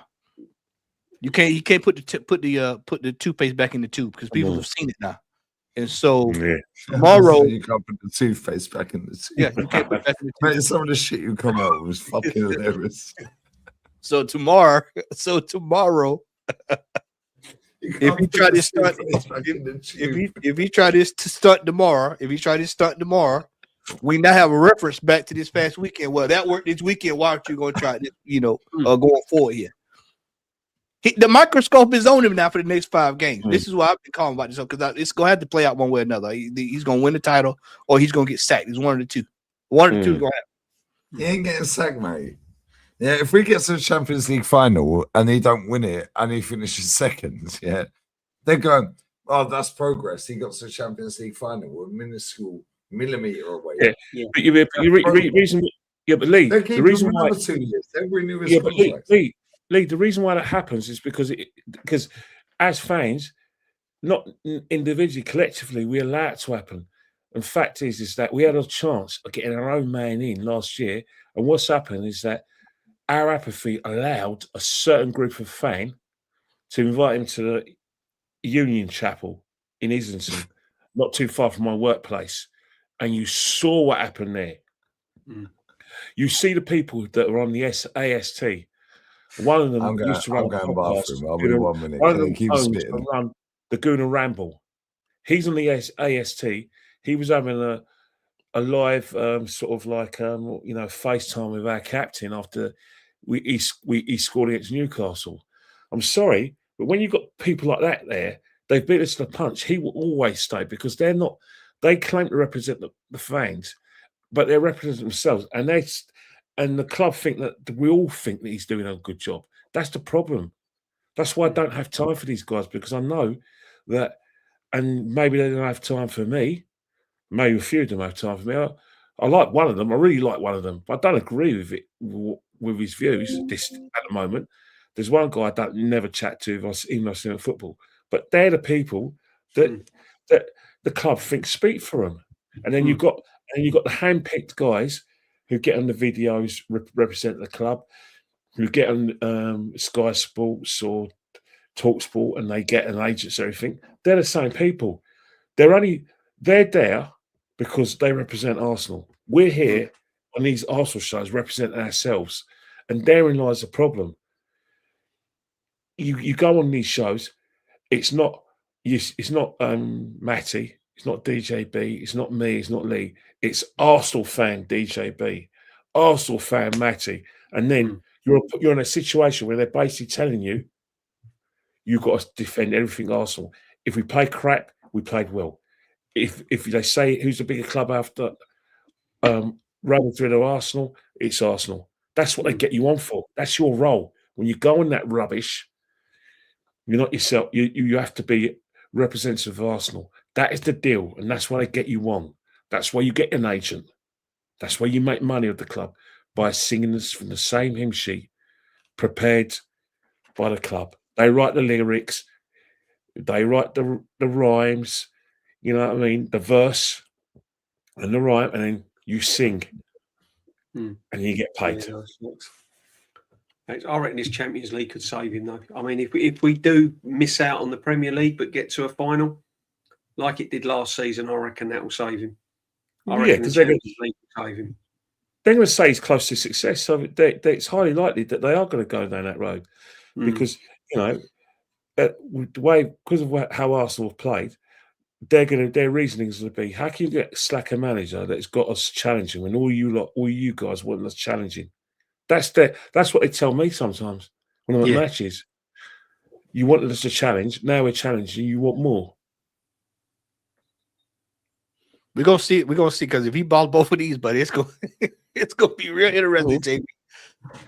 I can tell you it's on the knife here right now. Yeah, it's and everybody's gonna be watching this game here in about 5 minutes. Yeah, everybody's watching this game here in about 5 minutes, and I'm telling you, I hope that Everton can pull off something today. But I'm telling you now, that blue shark keep moving. It's gonna start getting tenser and tenser and tenser by the week. Mm-hmm. Then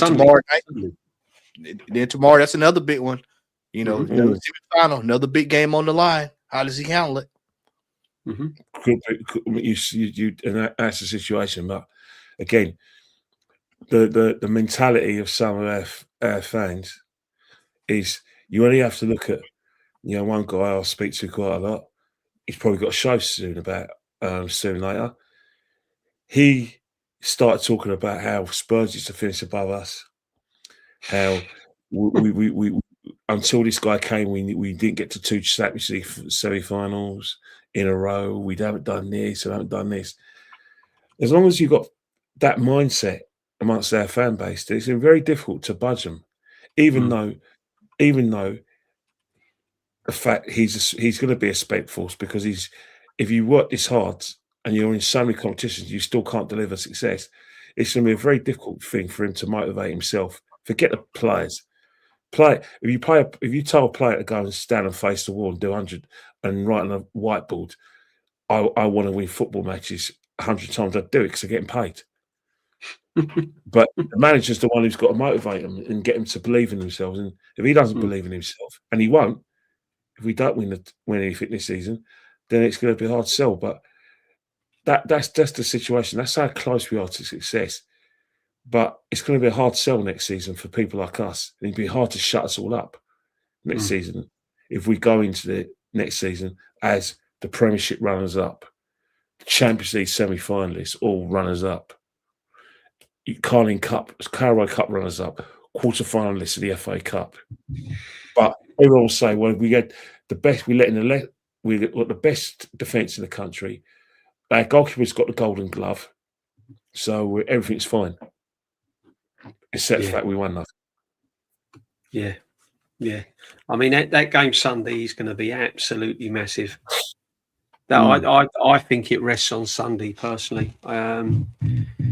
It's going to be a tricky place to go only because of West Ham's circumstances, and they've got an habit of turning up against big teams, haven't they? When they need to, that's the problem.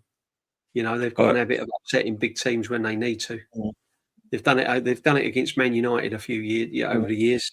They have got results against Man City at home in years gone by. So that's going to be a big test on Sunday. And team selection again. What does he do? It's dictated. He was on about taking risks. Well, if he's playing Zubimendi and Rice tomorrow, and then you're going to play that system again on Sunday in a high pressure game, we could be found wanting because the legs are going to go. So he may have to play Skelly midfield on Sunday. He may have to go a little bit more attack-minded Sunday. He might have to do that. Breaking news. Breaking news. Breaking news. I'm not sure if this is breaking news to y'all because I just joined the stream, but breaking news. Mikel Arteta has confirmed that Martin Odegaard and Kai Havertz are available. Oh, there you go. There you go. So they're in the team. They're because they didn't train, so that they will. But I bet they start tomorrow. I bet you he starts them tomorrow. I think one of them will start. I bet your Odegaard will start and he'll move Eze on the left, and that'll be a downfall because Eze's got to defend. Yeah, but they won't finish the game. They won't be fair playing for 90 minutes. I can tell you that. No, none of them. But I bet you he starts Odegaard. Oh. Well, one thing he could do, he could play Gyökeres alongside. He could, you know, not start like that, but finish like that in the game. He could do that. Depends on the circumstances. Or he could say, Victor, give me 50, give me 60, give me everything you've got, and then Kai's going to come in and I'll get Kai on. That'd be the best, wasn't it? Most sensible thing. Lee, there's been a bomber. Havertz and Odegaard have been deemed fit by Mikel Arteta for the tie tomorrow. Fantastic. We're fucked. Talking of football, though, if I just spat that out, that's disgusting. I apologize. Yeah, but you know, that is disgusting. Before you get breath back, I know this is nothing. I know this is connected to us in a sort of like Arsenal and an Arsenal way. Did you see the size of the Everton players compared to the Man City players? Did you see the size of their players? I need to get the game on. Did you see the size of the size of the players? He's gone from like shot putters. I mean, look at all of the players. Bloody hell! I don't know. Are they footballers or shot putters? I don't mind. That's what Mikel Arteta's created, mate.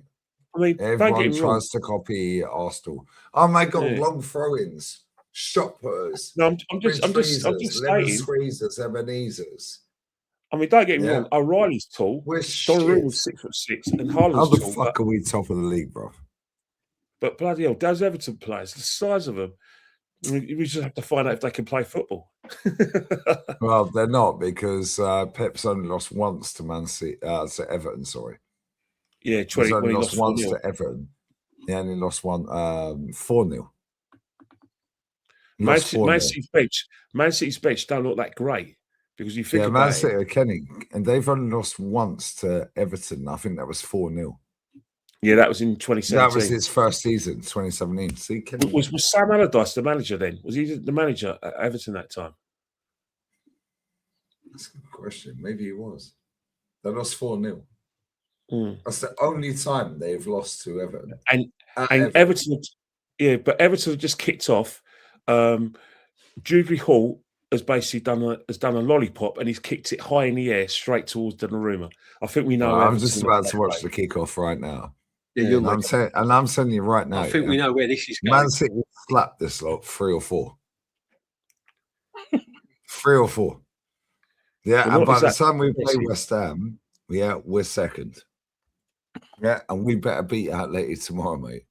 Next, by the time we beat West Ham, hopefully, fucking fingers crossed. By the time we play West Ham, if we're out of that Champions League, this lot are top of the league. And it will be. Hey, question to ask you: Is Ruben Diaz playing, or is that Kuznov? I'm seeing Kuznov. Oh right, yeah, because I can only see the back of him. I can only see the back of him. Why are you gay? Kuznov. Yeah, but before we wrap this up, let me get this super chat. Sorry, some of these have been there for time.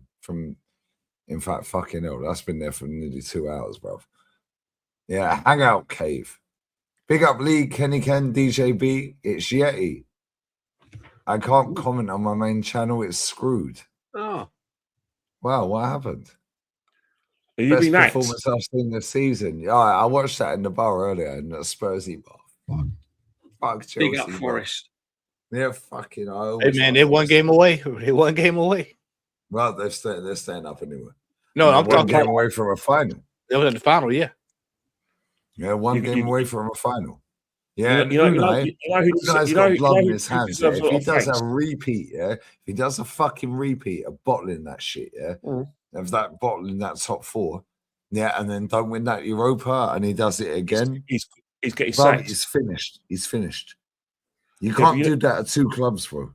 I get why he wants to put his eggs in that basket because it's a trophy and it gets you top four anyway. They're Champions League. But you can't bottle it, bro, twice with two different clubs. I'm sorry, you can't. Nah, done. Hey, Lee, Done. Lee, I'll tell you one thing. If they get to the Europa League and win the Europa League, you know who deserves the biggest pat on the back? Their owner. The owner deserves the biggest pat on the back because he's made decisions and his bloody mindedness has gotten to that level. You've got to shake the guy on his hand. Facts. Because he's had the balls. He's had the balls to make put decisions, his nuts make on the changes. table, Ken. Oh, here we go. Exactly.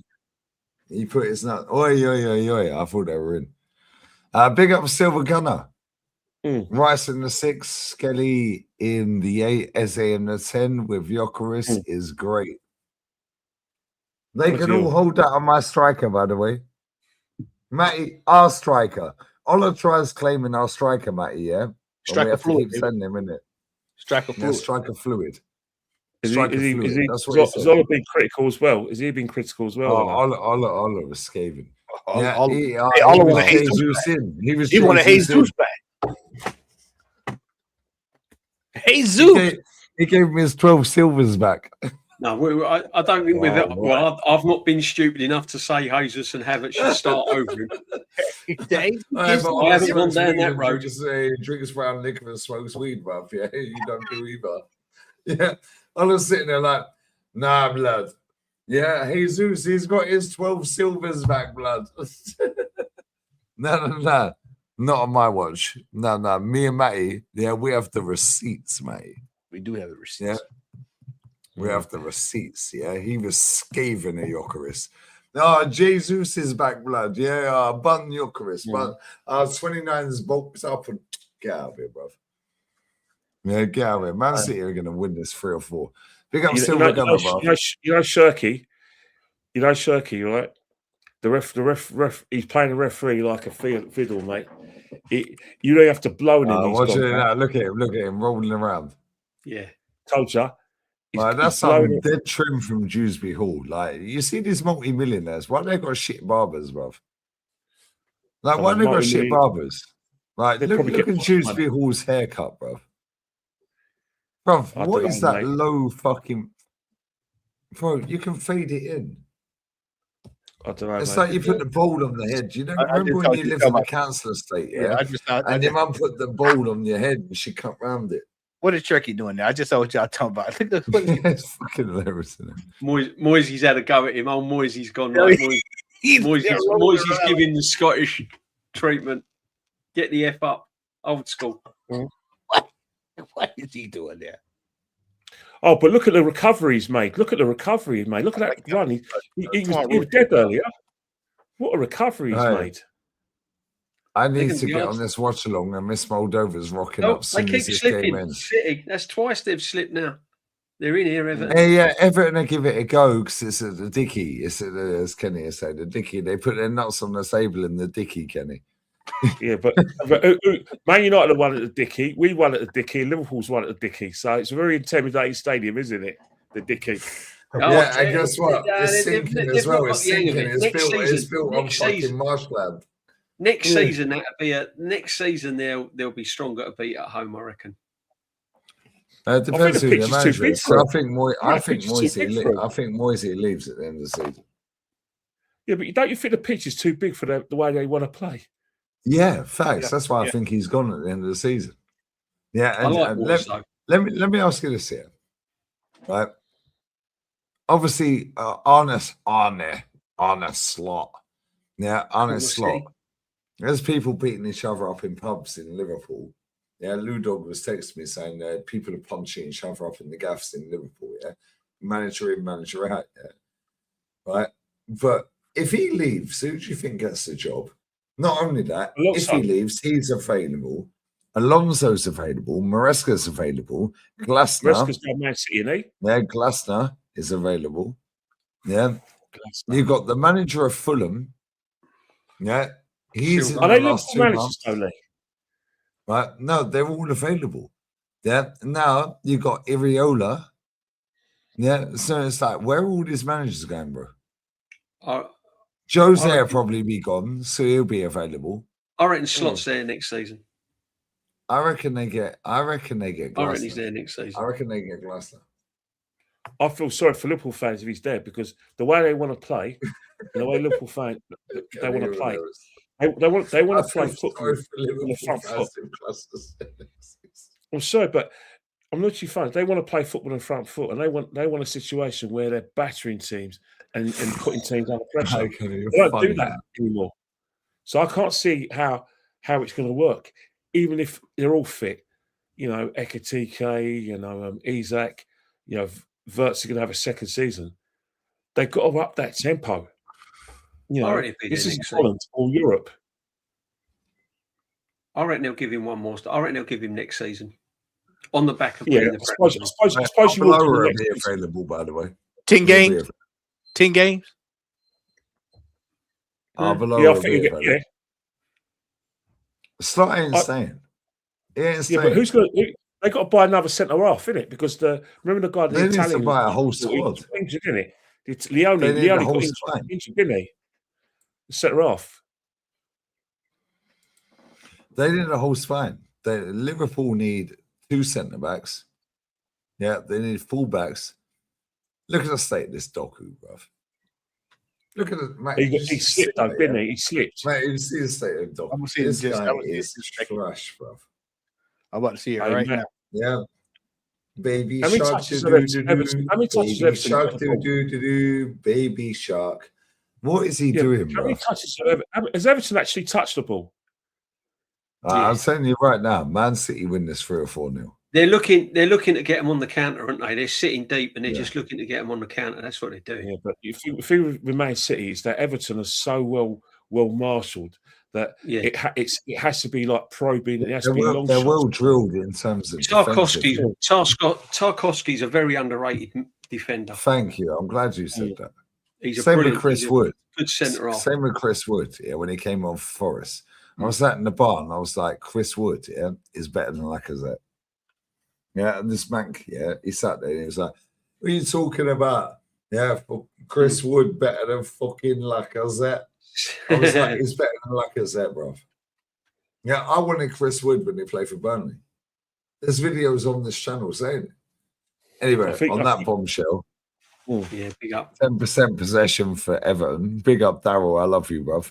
We're all Everton tonight, Daryl. Don't worry about that, brother. Come on, the fucking blue noses. Yeah, I like Macy. Fucking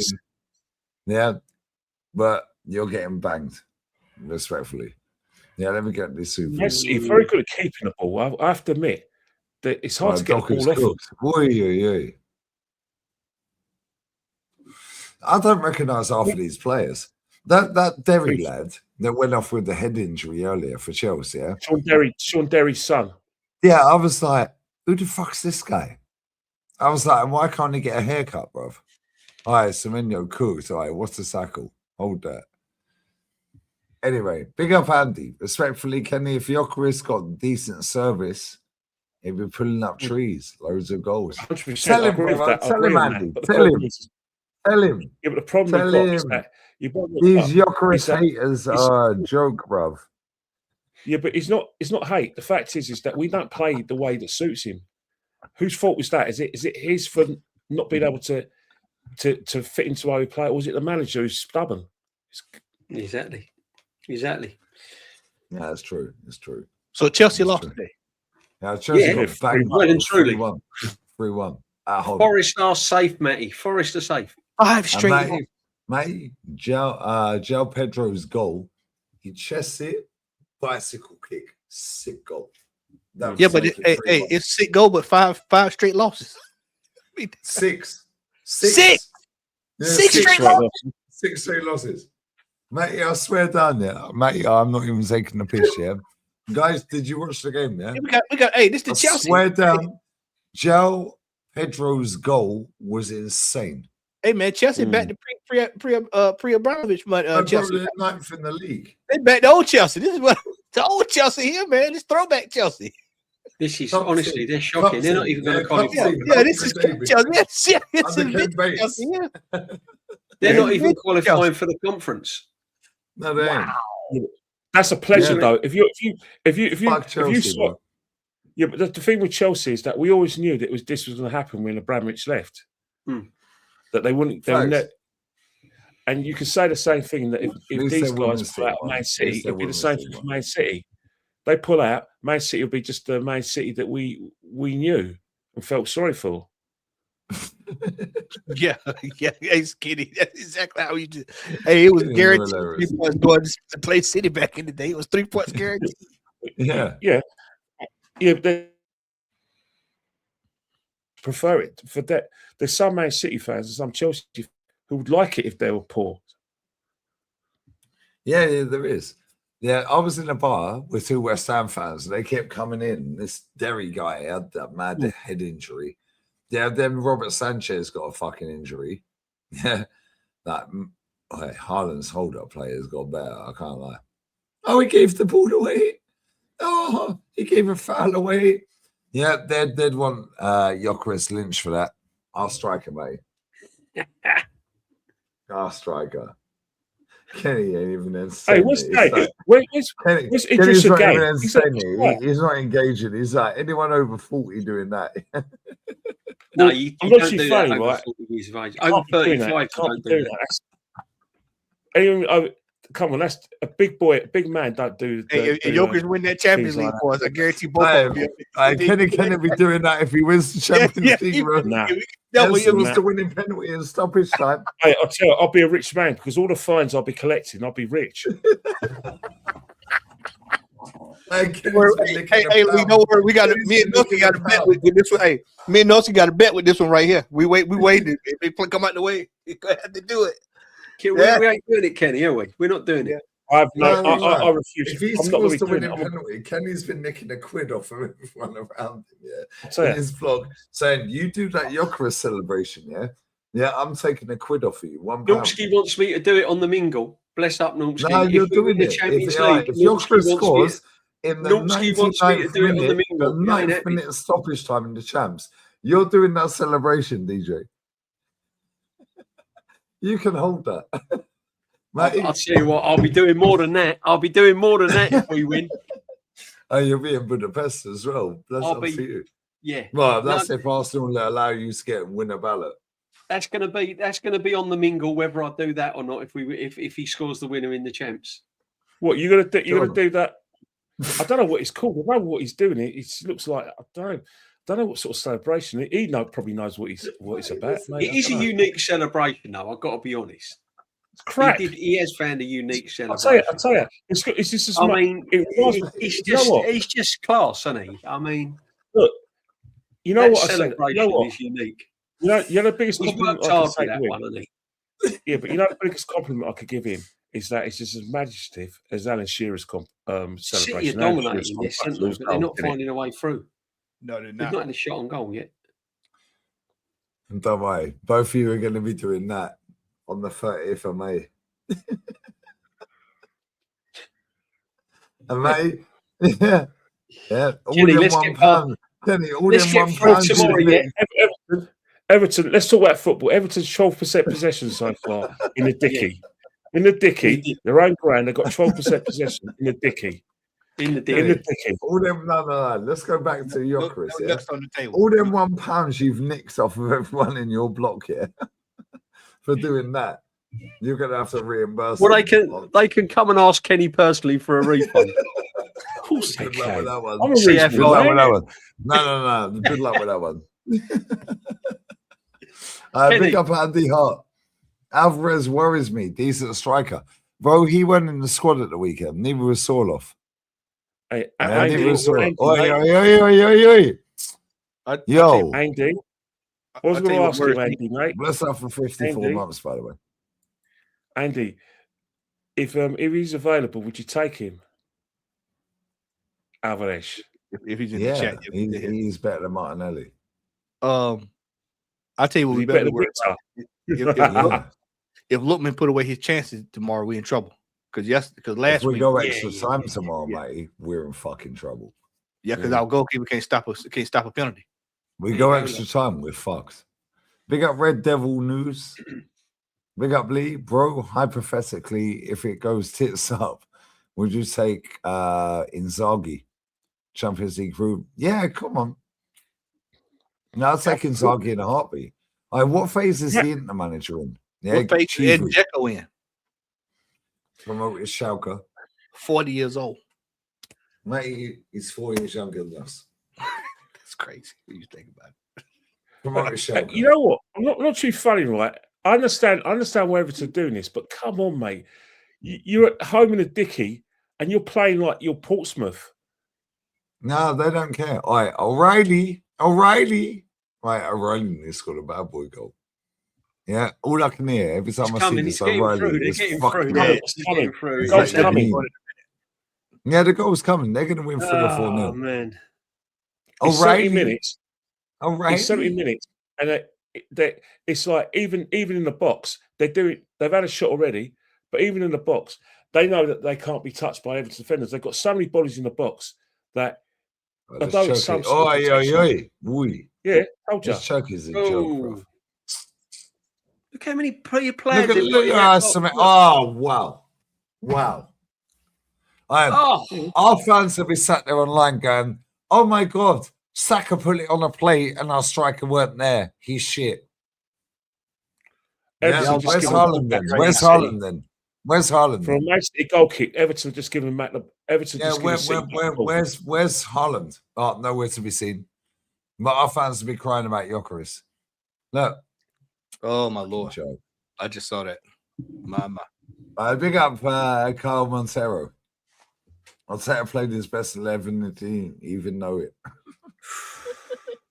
Yeah, exactly. Exactly. That's That's the best comment of the night. That's brilliant. That's the best comment of the night. Big up Vegas, my G, bro. Yeah, what's going to be the excuse if we go trophyless and Villa wins the Europa or Chelsea fluke an FA Cup? But they're backed by billionaires. They're owned by a whole state. Oh, you can't use that one for Villa. Unlucky. Funny, isn't it? Big up Tony Woodcock. Tony Woodcock. That is a player. Massive fan of him in the player. I haven't seen you in my chat for time as well, bro. That's up to you, my friend. Big up Tony, we won't finish in the Champions League spot next year. Teta out. Well, that's very toxic and negative. Yeah, trust the process. Big up for 4 months as well, my guy. Big up Andy. Eze needs to start tomorrow. He won't. Actually, maybe he will. On the left. I reckon he'll go Raya, Mosquera, centre backs pick themselves, Incapi, Zubi, Rice, Eze, Martinelli, Gyökeres, Saka. That's my starting 11. On that bombshell, guys. DJ. Yep. Always a pleasure, my friend. Appreciate it, my man. friend. What you Always got coming up, Pools? I've got obviously at the game tomorrow. Probably bump into Kenny. Hopefully. Oh tomorrow. no way! You're a fake fan. I'll be there. I'll be there tomorrow, and then Wednesday night I will be on the mingle. Me and Nolsky will be on the mingle Wednesday. If Kenny's about Thursday, we'll do something Thursday as well, and look ahead towards the big game on Sunday. Randy, let me tell you now, Randy, where I live on Sunday will be very tense. Very tense. Oh, you're right in West Ham territory as well, aren't you? Yeah, right in the West Ham. So it'd be very tense. But we better beat Atleti, mate. Otherwise, we're fucked. Yeah. Pep don't look happy. Oh shit! I don't miss that. Semenyo. Yeah, Joe Bear with a fucking top knot, bruv. Anyway, Kenny, love you. Te quero mucho. Yeah, always, brother. Thanks, Rachel. I'm really enjoying myself in the show. I've had a good few weeks. I'm going to the game tomorrow, of course, and then Wednesday. I don't know. no way, fake fan. Wow. I don't know what's happening on Wednesday. You know, because I'm sure I've got a podcast. Oh yes, I forgot. Tomorrow, I'm at the. I'm on the Guna for Guna show with Chris Hudson and Russell Hogg. Foxy. So we're doing it at 11 o'clock tomorrow. I The Guna show. Fucking love him. Yeah. I found out from Dan that I don't know how it's happened, but apparently it's been well received within the Arsenal community. Yeah. No, Russ is. Love Russ. Hoggy's a great guy. I'll see him tomorrow in the show probably. Yeah. Well, funny talking about that before I bring Matty in. Yeah, in the show, you met two of my friends. Yes, I did. Yeah. You met two of my friends. You met my Jimmy boy and Jay Jay. and his old man John. Johnny He's and been Jay. going 57 years. Yeah. Fake fan. Has been No, going but 57 I'll years. tell you one thing. It was a shock because we started chatting. So we're both in the lives, and one guy. I never organised this, by the way. Just saying. Yeah. And the thing is, I do recognise their face. I do recognise their faces, but I didn't realise that they regularly come out to your part of the world and have come down to see you quite a few around the times. corner, literally. Yeah, like that's a what I said. kilometre around the corner. Yeah. Yeah, and do you know what the maddest thing is there? Yeah, John has been going since a junior. Yeah, and he was like, "Nah, bum that. Yeah, bum that." And he was like, "I'm going to split the ticket with Jay." Yeah, I'm splitting it. Yeah, 1,200 quid. He said, "Nah, fuck that. 57 years. He's a black taxi driver in London, Hackney carriage driver in London." Yeah, yeah. He was like, "Nah, bum that. I ain't going next year." He goes, and he did that last season. Yeah. He texted me after we beat Real Madrid at home. He goes, "Fucking gave Jamie the fucking ticket, didn't I?" I phoned him up when we sang California. I chat. You'll remember this, yeah? All right, John, how you doing, mate? I'm live. I've got 2.5K watching. Yeah, what are you saying, bro? Yeah. He was like, yeah, I'm good. I was like, what do you think of Califury? He goes, he can't fucking defend, can he, the cunt? Yeah.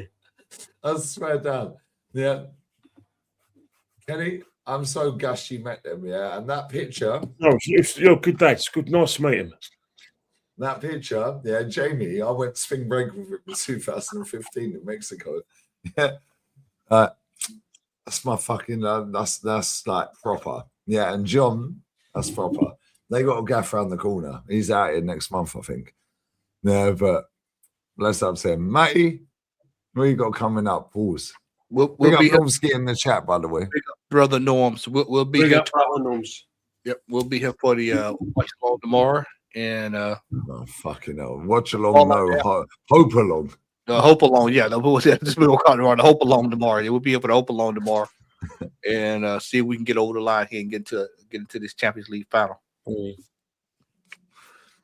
We all were there 20 years ago, so we know we need to right that wrong. We need to right that wrong. Ever since we've got a corner. Yeah, I'll just see that. Before we go, and I raid the other channel. Yeah. DJ, what's your score prediction tomorrow? And enjoy the game, man. Enjoy the game. What's your score prediction? I think it's going to be a close affair. I can see it going into extra time. I've got a feeling we're going to do it tomorrow. 2-1 after extra time. Yeah. Kenny? I'm going 1-0. I think, I think we probably do it. Yeah, 1-0. I think, but it's not going to be easy. And it's one of the situations where, it's one of the things where you just find a way to win. Find a way to win. That's the best thing we could do. Mate, we're going to be sat there fucking while I say pulling our hair out, but you're bored, bruv.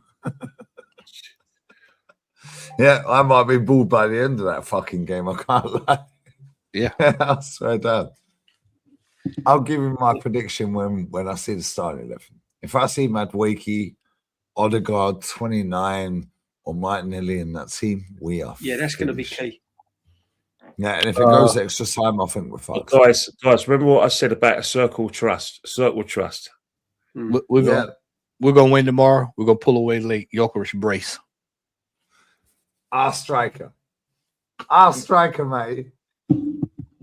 Yeah, and they can all expeditiously hold their Kenny ain't even engaged. Jokeris brace tomorrow. Kenny wants no part of this. No, Not at all. The thing about it is that We'll come pull on, away mate. later.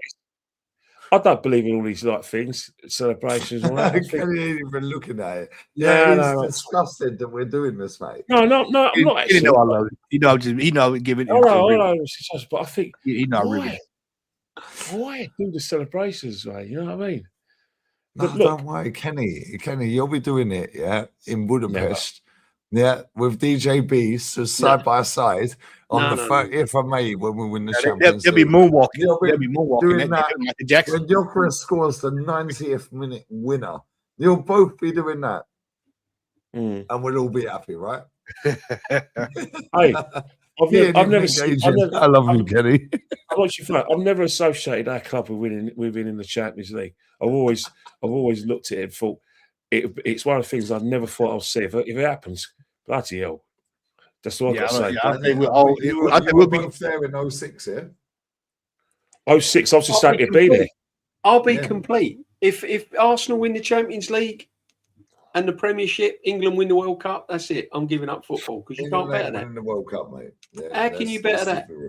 Imagine that. Win the World Cup. No one new winning the World Cup this year. I will retire from football a happy man. My life will be complete. Apparently, if Arsenal win something, I'm fucked. So make the most of the next 4 or 5 games. Yeah, make the most of the next 4 or 5 games because this channel is obsolete next season. On that bombshell, I'm going to raid my own channel. Why are you shooting from there, bro? What are you doing? Yeah. I don't know. Frustration. It's called frustration. Frustrated now. Yeah, they're getting frustrated. On that bombshell, DJ, always a pleasure, my friend. Thanks for having me on this. All right, look at Jackie Boy Greedy. He loves a pint as well. I love you, Jack. Yeah, I fucking love him. He fell asleep at the table the other day with a load of cocktails around him. He was like, I fucking love you, Grealish. I fucking love him. He's got to do something with his life, innit? Yeah, he was out on the fucking razzle dazzle. I'll tell you what, though, Jack Grealish, when he burst onto the scene, when he played for Aston Villa and that. Beautiful footballer. Beautiful player. Yeah, even at Man City. He's underrated at Man City. It's proper underrated. So many good players. He done well for Everton this season until he got injured. Let's be honest. He was doing well for Everton this season until he got injured. Fact. How long is this contract with City? Next year. I think it expires next year, yeah. Yeah, he's going to end up at Everton. Yeah. Kuznov's got the up with the referee. Yeah. On that bombshell, guys. Take it easy, guys. Bless. DJ. Big up to everyone. Yeah, Arsenal huddle. Let's get it done tomorrow, Kenny Ken 1972. Southern we'll enjoy it tomorrow. Oh, we might not enjoy it tomorrow. It depends what the result is. Yeah. And both of you two are going to be there. The only trouble is me and Kenny Ken has to put up with stupid tifos and fireworks and all of that crap. You'll get shower curtains tomorrow. No, don't worry, guys. Bring the fire. Yeah, bring the fire, guys. Yeah, bring your lunch, bring your dinner, guys. Bring your auntie, bring your nan, bring your fucking twice removed fucking. I'm fed up with all these gimmicks. Just get on with the game. I don't worry. They're gonna drop a movie trailer tomorrow, so we're all good. On that bombshell, I'm out. Miss Moldova's rocking up as soon as this Man City game is. Big up. She's like, you've definitely done it 11 p.m. I'm like, yes. Yeah. Oh yes.